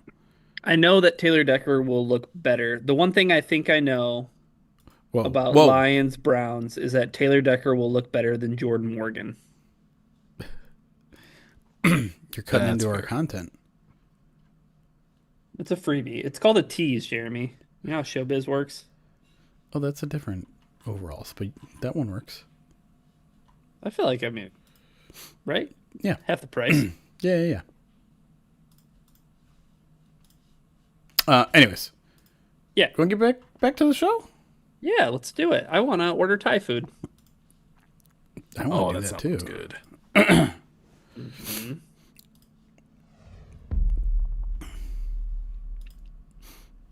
All right, I'm ready when you are. All right.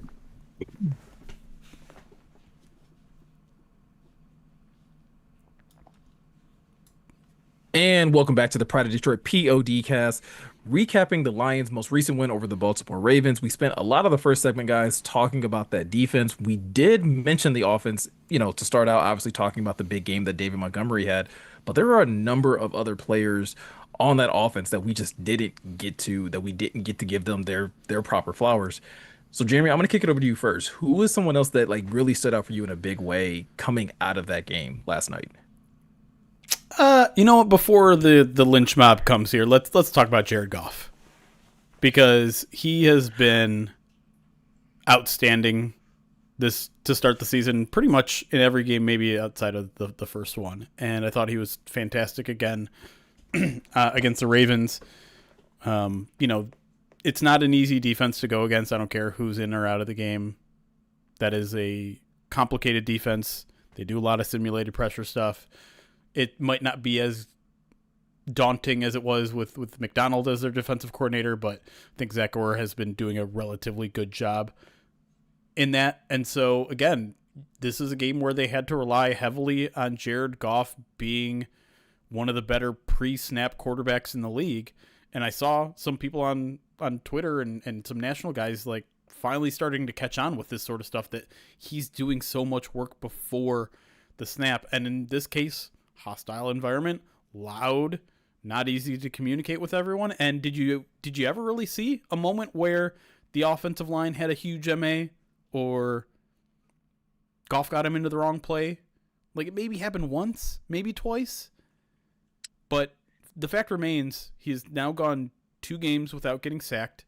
And as much as we want to praise the offensive line for that, and should, that is also a quarterback stat in terms of 1, getting into the right play, 2, getting the ball out in time, and 3, navigating the pocket a little bit, which he did do. And when it came down to it and the Lions had some must-have plays, he had 2 fourth down conversions to Amon-Ra, the last of which being an absolute dime. He also hit Amon-Ra on kind of the double move play on a perfectly placed ball. The accuracy is there. The intelligence is there. He is a top 5 quarterback in this league.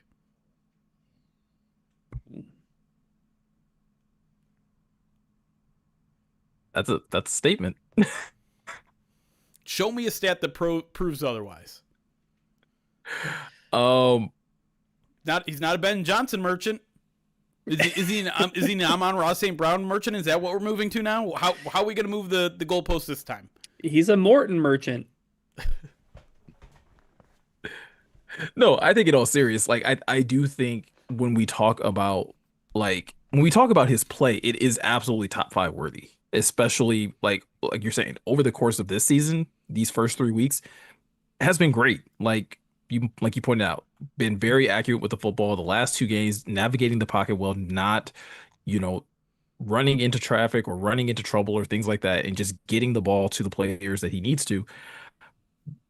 There's a lot to love about what Jared Goff is doing this early in the season. So for me, I can definitely see why you would put him in the top 5. Just didn't expect you to say it so flippantly or so casually. Second in QBR, third in passer rating, tied for second, I should say, in passer rating. No, that's not right. It's third. I don't know why it says tied for second. Third passer rating. It's got to be like first in completion percentage. He is. I was gonna say I think he is like first in completion percentage. Yeah. Yeah. Yeah, but I mean that completion percentage number may be a little inflated from 10 checkdowns to Jahmyr Gibbs in week 1. A little bit. Anyways, uh, yeah, Jared Goff really good. Like Jared Goff, not outside of the top 10. Like I feel comfortable saying that. Like if you have Jared Goff outside of your top 10 quarterbacks in the NFL, I think you're telling on yourself. There's a lot of bad quarterback play in the NFL. If you think that Jared Goff is closer to league average than he is top 10, then I think you're wrong. Um, I will say there was that 3 and out that happened right before the Derrick Henry fumble, where Yeah. I don't know Up the if middle. it wasn't just the scramble up the middle, and it's not like, oh, like he could have made it. Like I don't think I want Jared Goff putting his health on the line week 3 against the Baltimore Ravens to try to slide and get that first down. But brother, what was that throw to Cleve Raymond? It I don't know. It's just funny seeing Lamar Jackson play football and see Jared Goff play football, and it's like I don't even know if they're the same species. Right. But They're not playing the same position. but the fact remains, I think what you said, Jeremy, like he doesn't get enough credit for what he's doing before the Yes. ball gets snapped. And once the ball gets snapped, he's putting the ball where it needs to be way more often than he isn't. So like that's a trait. Like not throwing an interception, not getting sacked, right? No negative plays from Jared Goff outside of the play that was right down the line that couldn't have been overturned. You know what I mean? Yeah. Other than that, like Jared Goff plays really clean football and he puts his team in a spot to succeed. I'll make an even, maybe it's a bolder claim than Jared Goff top 5 quarterback. Amon-Ra St. Brown top 3 wide receiver. Oh boy. So you're just putting Justin Jefferson and Jamar Chase ahead of him? I think at this point, I think we can have that conversation with our chest like out front.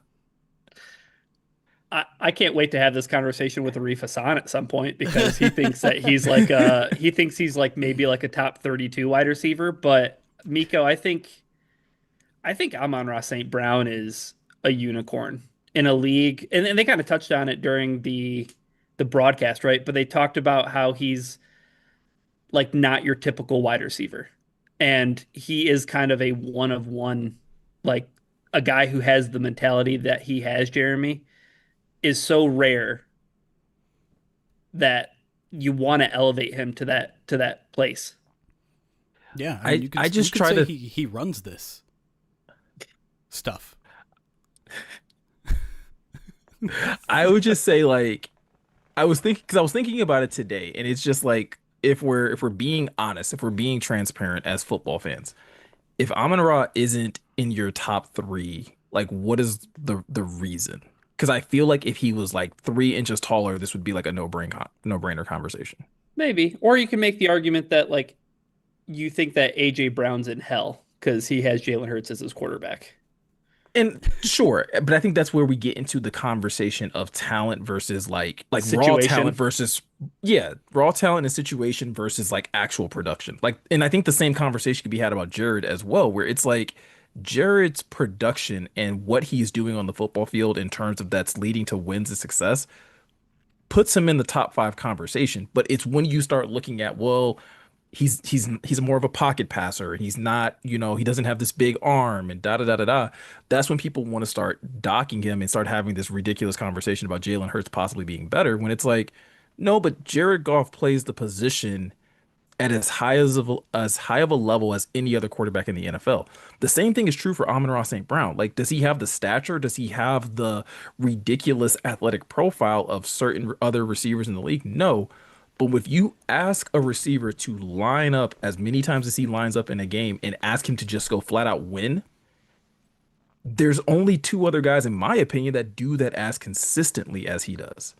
And maybe not even as consistently because one of them, two of them, are in quarterback hell right now. It's I think I made some sort of proclamation a week or two ago where I'm like, I'm not sure if Goff is a top five guy. I'm not sure if Amon-Ra is a top five, but I'm certain that both of them together are top one. And in that sense, it almost feels like Amon-Ra is a Jared Goff merchant and Jared Goff is an Amon-Ra merchant, where it's not. They are so much more than the sum of their parts together. They work so well together in a way that just makes each of them unstoppable. And I don't know if that translates with Amon-Ra and a different quarterback. I don't know if it translates with Jared Goff with a different wide receiver. But all I know is there is alchemy between the two. And it's incredible to watch. And it just happens week after week after week. And the next time we see someone stop it might be the first time. Because I don't know how you do it. They are on such a different level with each other that every pass to Amon-Ra is perfect. And that's a credit to both of them. But that's where I would say, like, even when it's not perfect though, like that's where it's like to your point where it's like this perfect mixture. It's a lot like a marriage where like people say in marriage, like it's not 50-50, it's 100-100. Like that's how you have like an actual successful marriage. That's the same thing with these two, where it's like if Jared has a pass that's not 100% his best, Amon-Ra is still performing at 100% his best, and he's able to make up for what his Yeah. quarterback is maybe lacking on that specific play. And the same thing is true for Goff, where it's like, okay, it's not completely wide open, but I'm going to place this ball in the perfect position so that he can make a play. Like that's where they're able to balance each other out so well. And I think that is, at least for me, what elevates Amon-Ra to that level. It's sure we can have a conversation or people can have the conversation about raw talent or situation. But I think if you were just like, hey, list me the three dudes that you just expect to go out and win a route, especially with the game on the line or something like that. After Chase, after Jefferson, I'm going Amon-Ra St. Brown all every time. Him and Puka are probably in that conversation for the next spot. I think that's fair. I think there's a lot of guys, which is I think what always makes like top five lists, Ryan, Right. tough is like outside of like the top two, things start getting like you can really start nitpicking, right? When you start talking about three, four, and five, right? When you talk about AJ Brown, you talk about CeeDee Lamb, you talk about Puka. I didn't know, but apparently Nico Collins has interjected into this conversation. You have young guys like Malik Neighbors and Brian Thomas Jr. Like there's a lot of talented players, but that's why I think like Amon-Ra has done it long enough and at the level that he continues to do it at that he deserves to be in that top three conversation. Yeah. But and I think that's why it's easier to put him into tiers, right? Like if you put him into tiers, then you're not really showing the disrespect that maybe, somebody who watches the Minnesota Vikings down after down can appreciate Justin Jefferson, I think, in a little bit of a different way than maybe we can. But I mean, the the thing I wanted to point out about the receiving game too was it felt like there were just moments in this game where it was like Sam Laporta was making a big play to like keep a drive going, or that first drive, it was the JMO show. He Yep. gets his only two catches Yeah. for, ended up being like 43 40. something Yep. yards. And again, like recognition plays by JMO, like finding the spot to be in Yeah. to make the play to He's and growing. he's growing a couple of explosive plays, but then you see the final touchdown that the Lions score, and there's JMO right out there blocking for Yep. David Montgomery. And it's what makes these guys special, right, Jeremy? It's like Yeah. the little things that Amon Ra does, the little things that Right. JMO does. Well, he's so detail oriented, and it's why also when you look at like 90% of the Lions trick plays, Amon Ra has his hand in it because they trust him. They ran the lateral or whatever the option play to Gibbs because they trust Amon Ra to hit his spot, to pitch the ball where it needs to be, do all of those things because he works on it meticulously. That is what makes his game so good, both in route running, blocking, anything they want to do. They're going to run it through him because he's earned their unlosable trust at this point. The details, right? Like him catching that ball with the point up, Yep. right? So that he can then make the easy pitch. Yeah. Like it's no wasted motion. It's no, stone left unturned when it comes to that stuff. And like you have to appreciate the dedication to the craft. And I wonder how much of that, like, if Jamison Williams isn't in a different ecosystem, if he is not with the Detroit Lions with leaders like Jared Goff and Amon-Ra St. Brown and like guys who could really show him the roadmap to what it takes to be what he's become and what he's turned into, like you wonder how much different things would be for a guy like JMO, but you don't have to think those things because he's here. Yeah. I did want to like add on to the Sam Laporta stuff because I feel like Sam in a lot of like in a similar way of David Montgomery like sometimes gets a little forgotten, right? Because it's not all the explosive plays that we saw in his rookie year. It's not all of the touchdown scoring plays and things like that. But like you want to talk about like reliable on third down, like a lot of his receptions were just big and came in big moments where like he's got tight coverage, right? Like you're talking about beating a Roquan Smith in coverage to pick up a first down, one of the better linebackers in the NFL. I think I don't know if Sam will ever have like those big plays that we saw in his rookie year, but like if he can continue to just be another cog in this amazing offense, like we kind of said in the first segment, like this offense is just going to be that much more difficult to game plan for because he's a guy that just as easily can flip a game on its head if you all of a sudden just lose track of him. I mean, three of his four catches, Jeremy, were for first downs. Yes. And two of them were deep in their own zone on the 98-yard drive. Back to Mm-hmm. back. Back to back third downs got them out of that hole. And I asked Jared about Laporta after the game, and he gave a really good answer. It was just like, there's so much stuff that you guys don't see. Like, for example, in this game today, the defense showed us a couple things we weren't expecting to see, but Laporta made those plays work.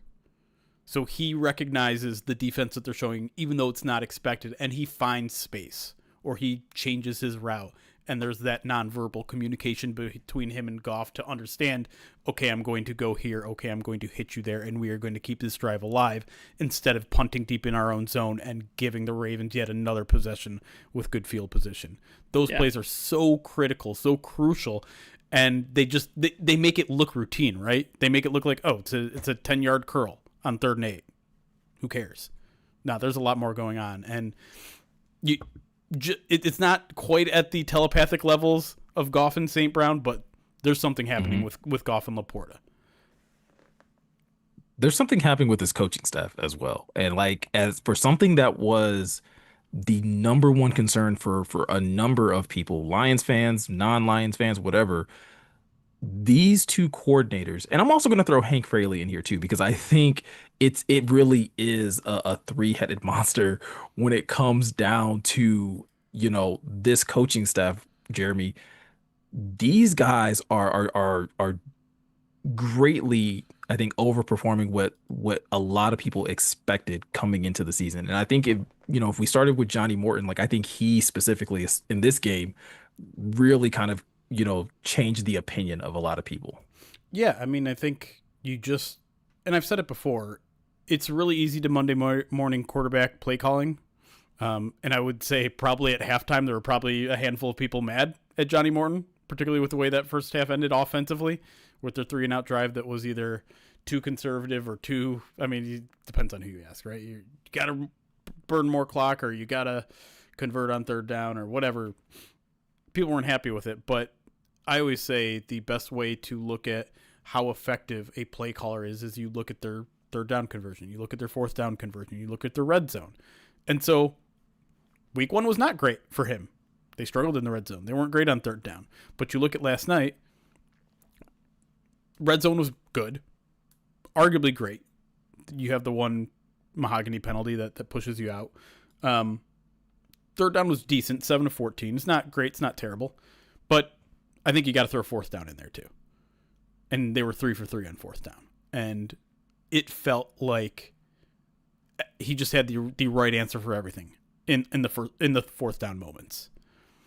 The very aggressive downfield shot to end the game was genius, not just because everyone expects them to run the ball in that situation, but because you're running the exact same motion of Amon-Ra going inside the line where he'd done it 7 times or whatever that game before, and they've all been those inside runs.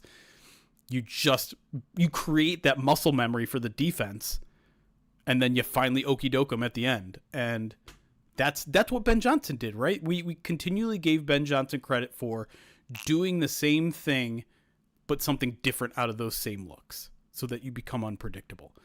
You set him up, you knock him down. That's what Johnny Mo did on Monday night, and it won them the game. Ryan, it's almost like this Lions offense is it just a byproduct of Ben Johnson? Like, is it possible that there are other, intelligent minds on this coaching staff that could actually cultivate a very effective Lions offense? That can't be.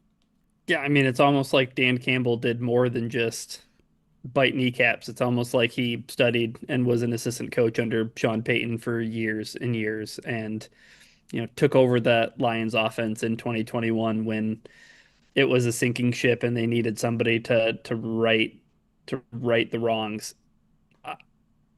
I'm just as impressed with John Morton as I am, and maybe even more so with Kelvin Shepherd. Like I think Kelvin Shepherd just we talked about it in the first half, but like the game that he called, and just my biggest reservation with this game was I know that Kelvin Shepherd studied so long under Aaron Glenn, and I know what this defense looked like, under Aaron Glenn when it came to mobile quarterbacks. And we all saw what happened in 2023 and Lamar Jackson, and we saw what happened in 2024 with Josh Allen coming to town.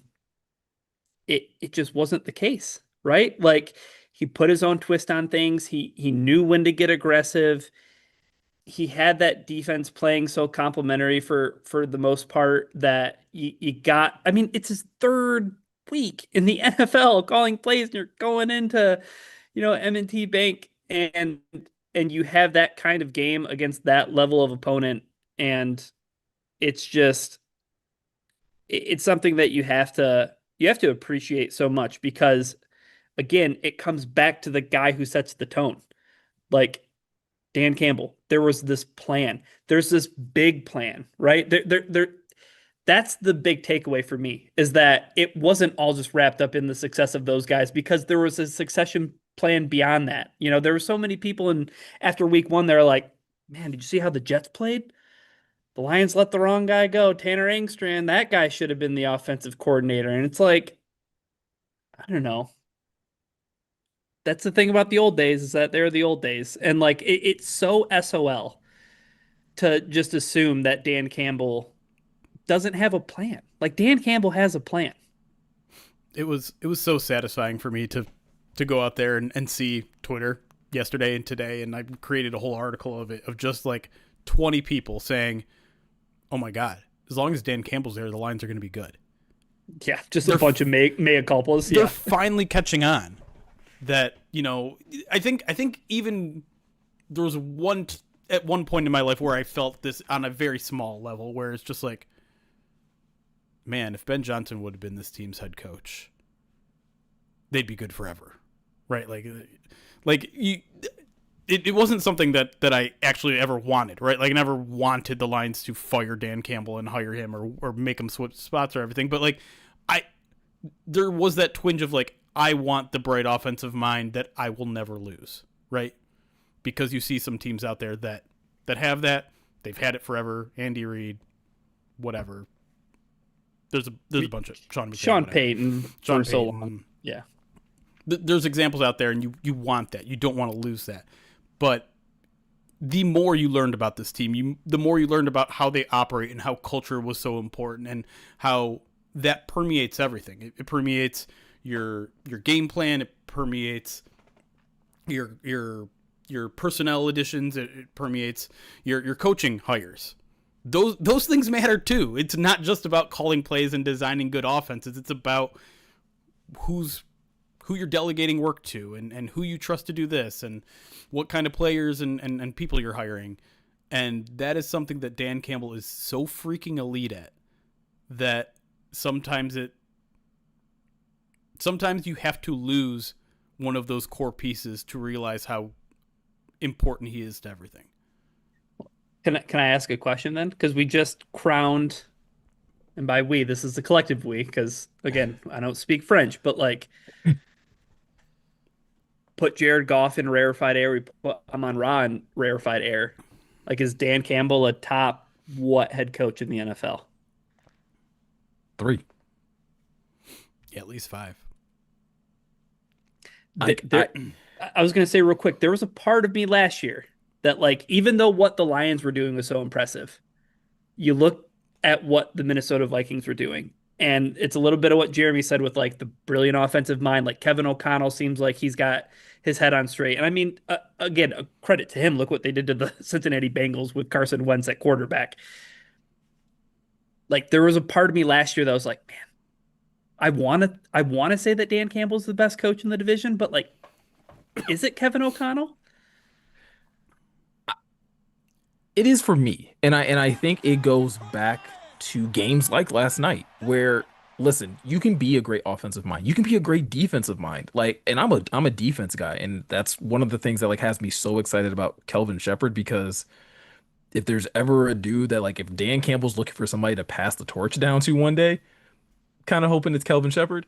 Um, but give me the dude that can just game plan the hell out of anybody. And it doesn't matter if it doesn't matter if it's going to be heavily reliant on the offense, if it's going to be heavily reliant on the defense. Like he has enough awareness about himself to first and foremost understand it's going to take his entire team. But yeah, we're probably going to lean a little bit more this way. Yeah, we're going to probably put a little bit more responsibility this way. But then he also walks the walk, talks the talk, and sets the example for the entire organization. And so, yeah, Kevin O'Connell is a really good coach, right? I think Andy Reid obviously has proven to be a fantastic coach in this league. There's a number of really good coaches. I don't know how I feel about Sirianni.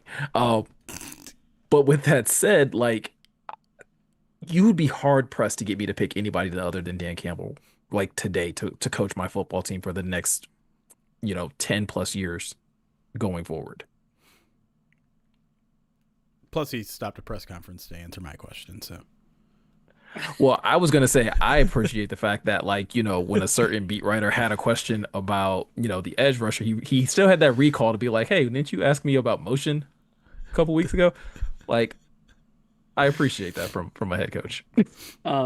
I do want to say though that the moment last year that cemented Dan Campbell being ahead of Kevin O'Connell though was, I mean, it was week 18, yeah, Oh, right? when they Like, beat him twice?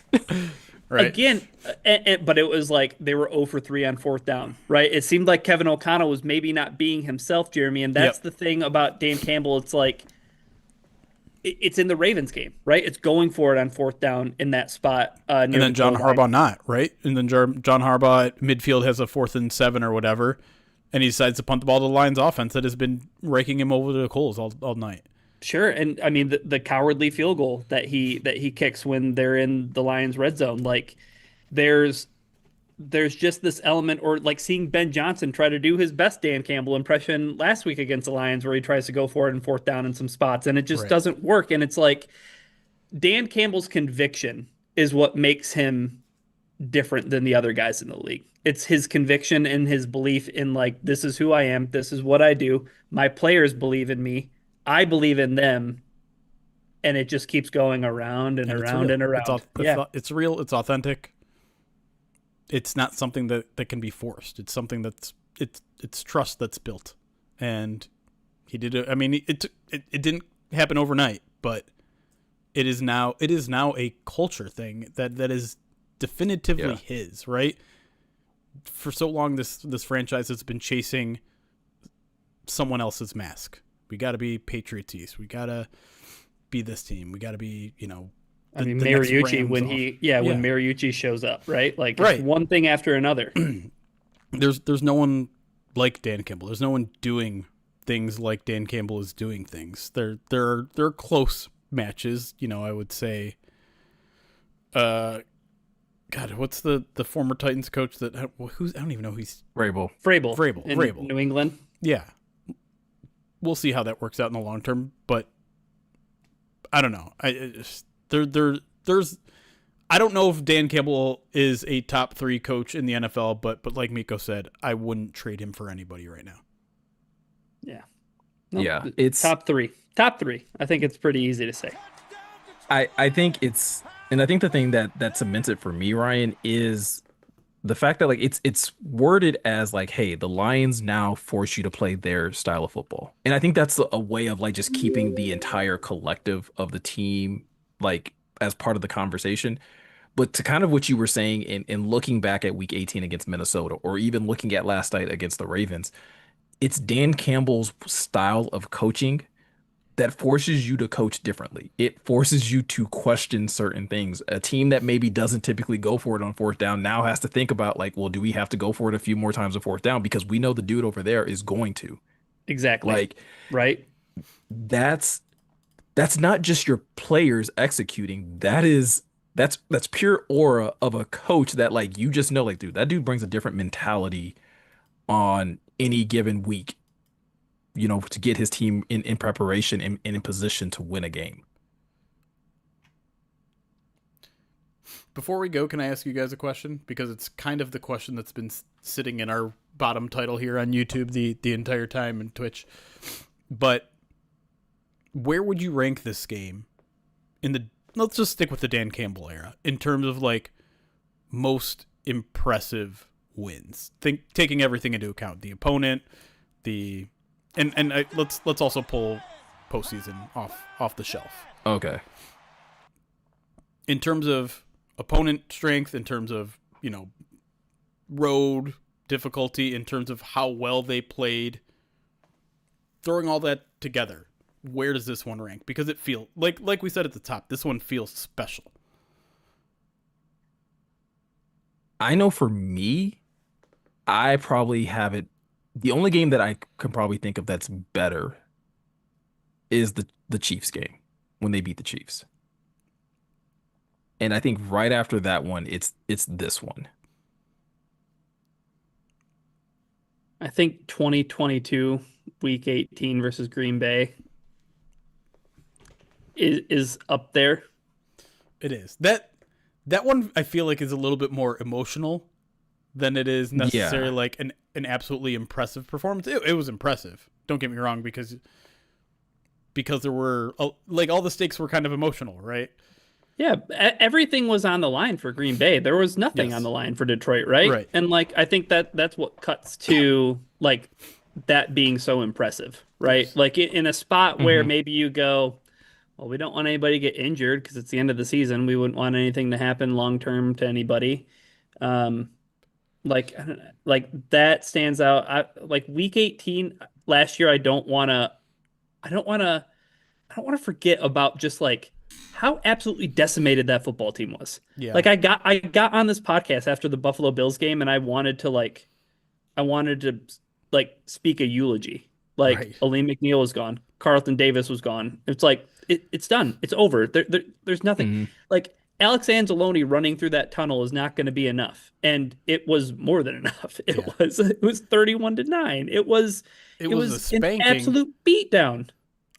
on a I would huge that definitely deserves. I almost put both Monday and that Week 18 game above the Chiefs game, and maybe this is a little hindsight thinking, but like I know that at the time the Chiefs felt they were untouchable, Mm-hmm. mhm. but like in retrospect, it kind of felt like that was the beginning of the downfall. And I know they ended up winning the Super Bowl that year, right?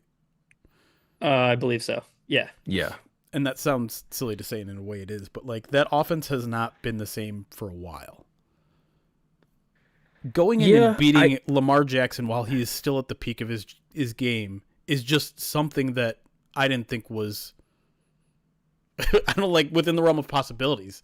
And a two-time MVP candidate like him, who is still just balling the crap out, because Mahomes has not been balling the crap out. Mahomes is No. still a top 5 quarterback. Don't get me Yeah. wrong, but like That Ravens team was the team that finished first in rush offense DVOA. And I know that's yeah, last year, but like, what's so different about this year, right? right. Like, it's still the same two dudes, and you held them to 19 yards in the second half. It's crazy. can I make the argument for the Chiefs game though? Why Sure. for me that was more impressive was because I get what you're saying, Jeremy, in terms of like it can signify like the regression of the Chiefs of like maybe them not being the unstoppable juggernaut that we all thought they would be. But I look at it more as like a confirmation of what the Lions were building at the end of 2022 to be real. Yeah. Because like it's Yeah. great that you end the season the way that you ended, Sure. right? 9-7, like all the things, and it's like that's great. Now you're going up against the Super Bowl champs, and it's like this is where like it can either you're legit or like oh like that was just late season fire. Yeah. And I felt like that game really was like an establishment of like no this team is going to be good for years to come. Yeah. Like and it was really like all of those young pieces where you're just like no this is going to be something. So for me, like it kind of, you know, propelled the Lions forward in everybody's mind of like this team is going to be for real. They've arrived. Like that was their Yeah. official arrival game. I think that's fair. I think it's fair, but like to us, that makes sense. And I'm nodding and I'm like, yeah, I agree with what Miko's saying for the most part here. But like all the panels still picked the Ravens last night. You know what I mean? So it's like, do people on the outside believe in Detroit, or they like are they still not convinced?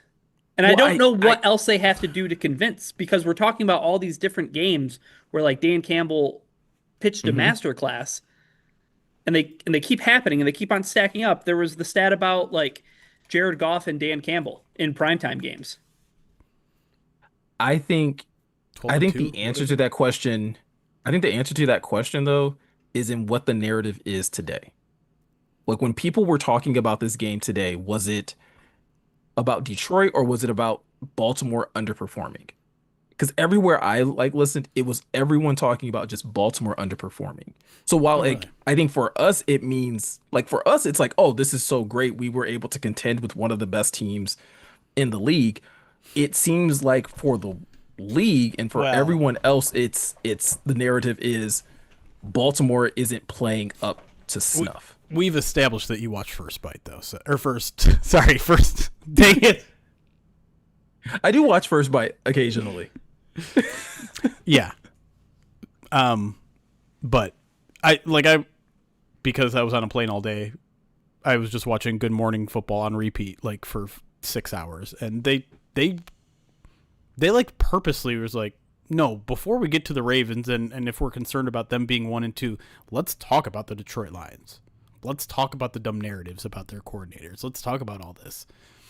And so I don't know. I think the Lions are getting a fair shake. I think they've knocked that narrative of the brain drain completely off the table now. I don't know if you can even go back on it. I mean, you definitely can. It's a long season and all things. I was gonna say if they struggle to score against the Browns, someone's gonna have something to say about But it's a Johnny like Morton. that's top 3 defense in the league.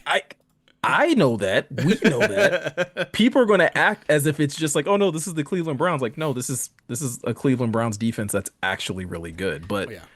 if they can run the ball against the Cleveland Browns, Oh, maybe a statue for John Morton. maybe a statue for Hank Fraley. That too. Because That like too. that's who I'm going to be putting up a sign for because what Hank has been able to do with this offensive line after week one, and they said it was just communication. For him to even still be able to get that level of communication down with two young guards at the middle in the middle of that offensive line, and the way Tate Ratledge looked yesterday, it's crazy to think that we were ever concerned about this offensive line at all. It's true. There But is other one things thing. that people may be concerned about. You hit that same Oh, segue I was gonna I hit. thought I was gonna say, are we gonna get out of here without talking about Terrion Arnold? No, Because we gotta. We teased it, and it's certainly gonna be a topic of discussion until it's not. If you've listened this far into the podcast, you found the part where we're talking about Terry and Arnold. how do you guys kind of reconcile? Jeremy, I'll start with you because you got to see him Yeah. in training camp, and all of the reports coming out of training camp was like, "Hey, he looks so much improved."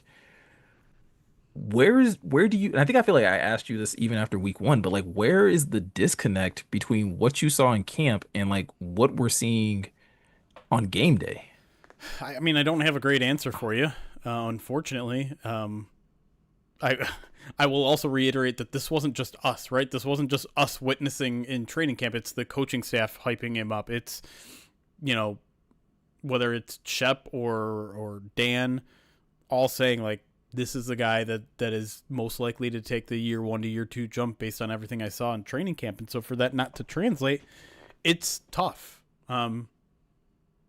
And I do still think we're in a little bit of a small sample size, and I want to see it play out over a full season. Um, but it's not good right now. It's not anywhere near what it needs to be and what it was in training camp. And I don't really have a good answer for the why or what's different.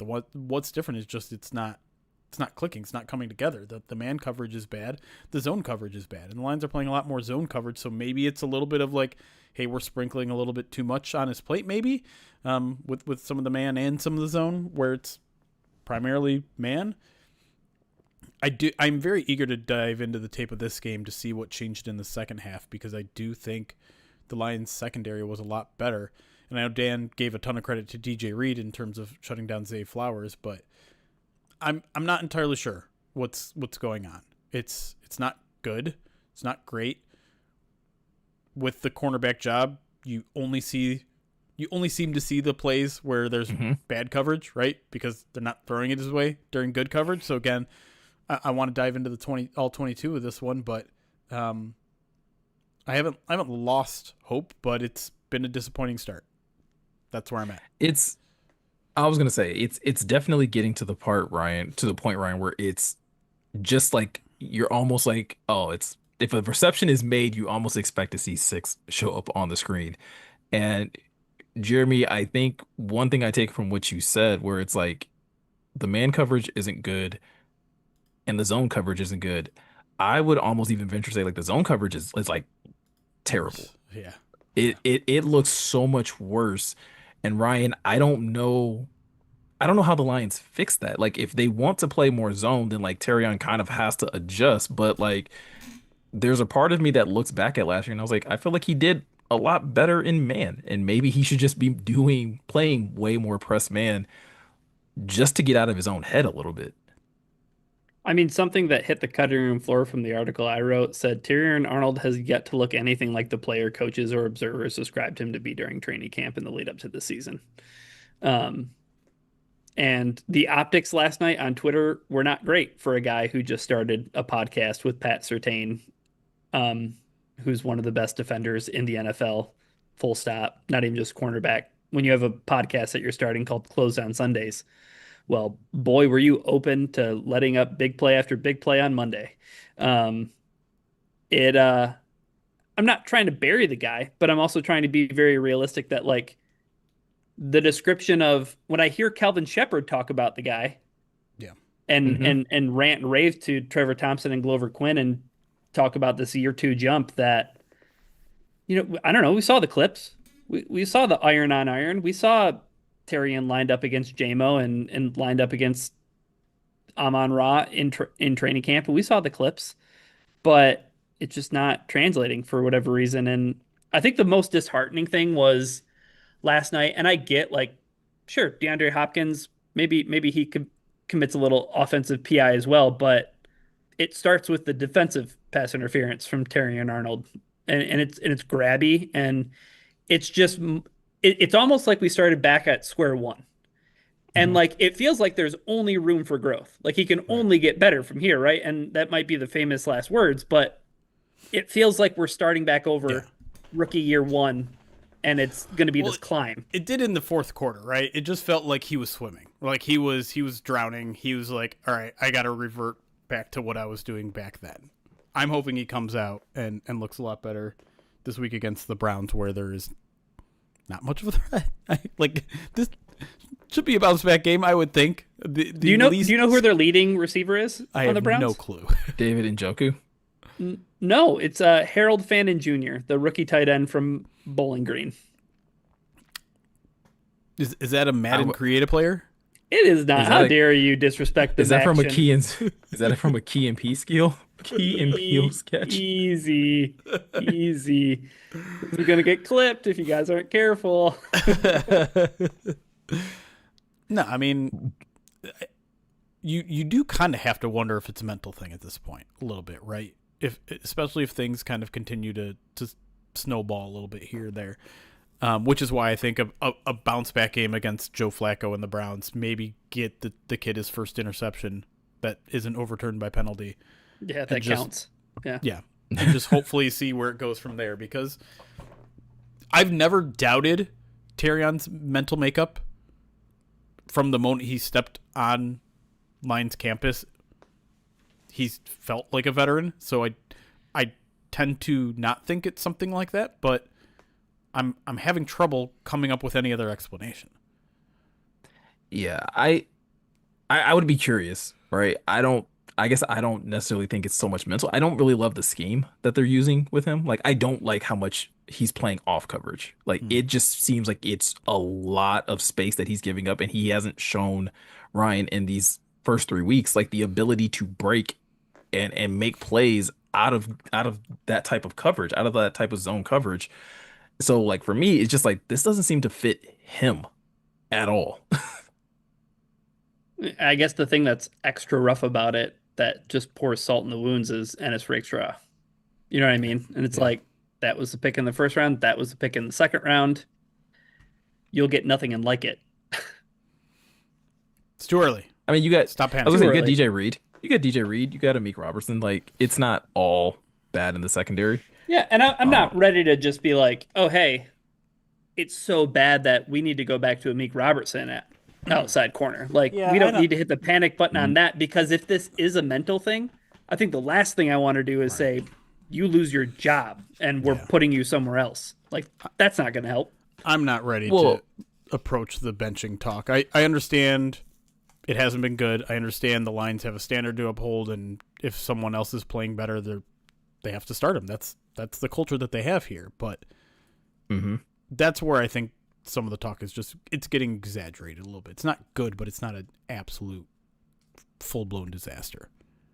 Well, and I think like you said, the only time we get to see his performance is when like he's Right. giving up a reception, right? And And he's still a plus in the there run is game, a which I matters. was gonna say there is a balance act of like, okay, well, he was targeted and he gave up some receptions in the first half that we saw. I don't know how many times I saw him targeted in the second. And I'll be honest, like after the first couple of like receptions that he gave up to, Rashad Bateman and to DeAndre Hopkins, I was like, oh no, is Lamar realizing like, which door was left open Right. in this It defense? felt like and was he the- going to start? get picked on Yeah. the rest of the game, right? And that didn't really happen. No, and Exactly. you could see him, I think, in that second half too. Like his first read was like barbecue chickens at the bottom of the screen. So like I'm gonna look there first. I did find it interesting though. My last thing on Tyrion was that Dan Campbell brought him up in the press conference today talking about his play on the onside kick recovery. And I was like, okay. might be trying every avenue to give this guy a little bit of a boost of confidence. I don't know. At the end of the day, like you both said, I think this game next week against the Browns could be the boost that he needs, right? In terms of going out there playing against an offense that is probably struggling or is probably going to struggle in the pass game. If he can find some success, against those receivers, against that quarterback, that could be a huge boost to his overall morale, but it also could be a boost to this team, this offense specifically, because like we talked about, this Browns defense is legit. They are playing really tough outside of obviously giving up 41 to the Ravens. Um, they are playing really, really stout football, and they have one of the best defensive players in the league in Myles Garrett. So it's going to be interesting to see how the Lions choose to attack this beast, right? And if they can once again stack up another win, um, in the early parts of the season. So with that said, I think that's pretty much everything, guys, right? Unless there's anything that we forgot to touch on. Nope. All right, We got it. Jeremy, any announcements for the people that, enjoy listening to our sultry voices? We might have a midweek mailbag this week, but everything is shortened, obviously. So I can't guarantee that at all. And I'm really tired right now, so I haven't thought about anything beyond going to bed in 30 minutes. That's fair enough. There will be Before the Roar this week, so definitely stay tuned. This week it'll just be Morgan and myself, so we'll definitely get you guys right with a preview of the Cleveland Browns and what the Lions will need to do on the offensive and defensive end to be able to secure a victory this week. So definitely stay tuned for that. That'll hit your podcast feeds Thursday morning. So look forward to that. But with all that said, and if there's no other announcements, if you want to continue to support us over here at prideofdetroit.com, first of all, if you're watching over on Twitch or if you're watching on twitch.tv/Pride of Detroit, make sure to drop us a sub if you haven't done that already. Or if you're watching over on youtube.com/Pride of Detroit, you can also subscribe to our YouTube channel as well. Both of those things will make it that much easier for you guys to find out when we upload new videos or when we are live streaming on either one of those platforms. And like always, you can check out prideofdetroit.com for all the latest news, updates, and analysis and all those things over on the website as well. So with all that said, I'm Miko. He's Jeremy. He's Ryan. Thank you guys for taking the time to watch and listen, and we'll see you guys in the next one. Recording stopped. Sorry, in addition to being very tired, I am also extremely stuffed right now. And I've been on the verge of sneezing for 30 minutes. You made it. Yeah, I'm gonna go because I'm hungry and tired. All right. But man, we had a great run. We did. If a midweek mailbag happens, chat, it's probably going to be tomorrow afternoon or early morning or late morning, early afternoon. But we'll still have first bite. Which one is actually, like, I said that and I'm like, which one do I actually mean first take? I said first bite and I meant first take. Second, correct? First second and goal. take. Second take. Don't do this to me. There will be a first bite. I haven't scheduled it yet, but that's also coming for Pride of Detroit Direct subscribers. We're working. We're trying. Yeah. Yeah.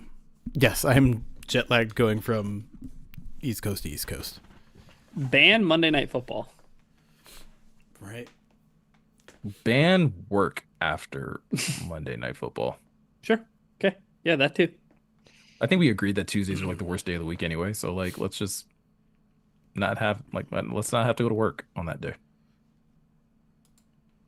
Fair. All right, we'll end things there, guys. Good luck with whatever sporting event you might be watching right now. I heard it's not going particularly well, which is not all that surprising, but hey, maybe it turns around. There's always next year. There's always the Detroit Lions. Heard the Red Wings are winning. The off season or like All right, guys.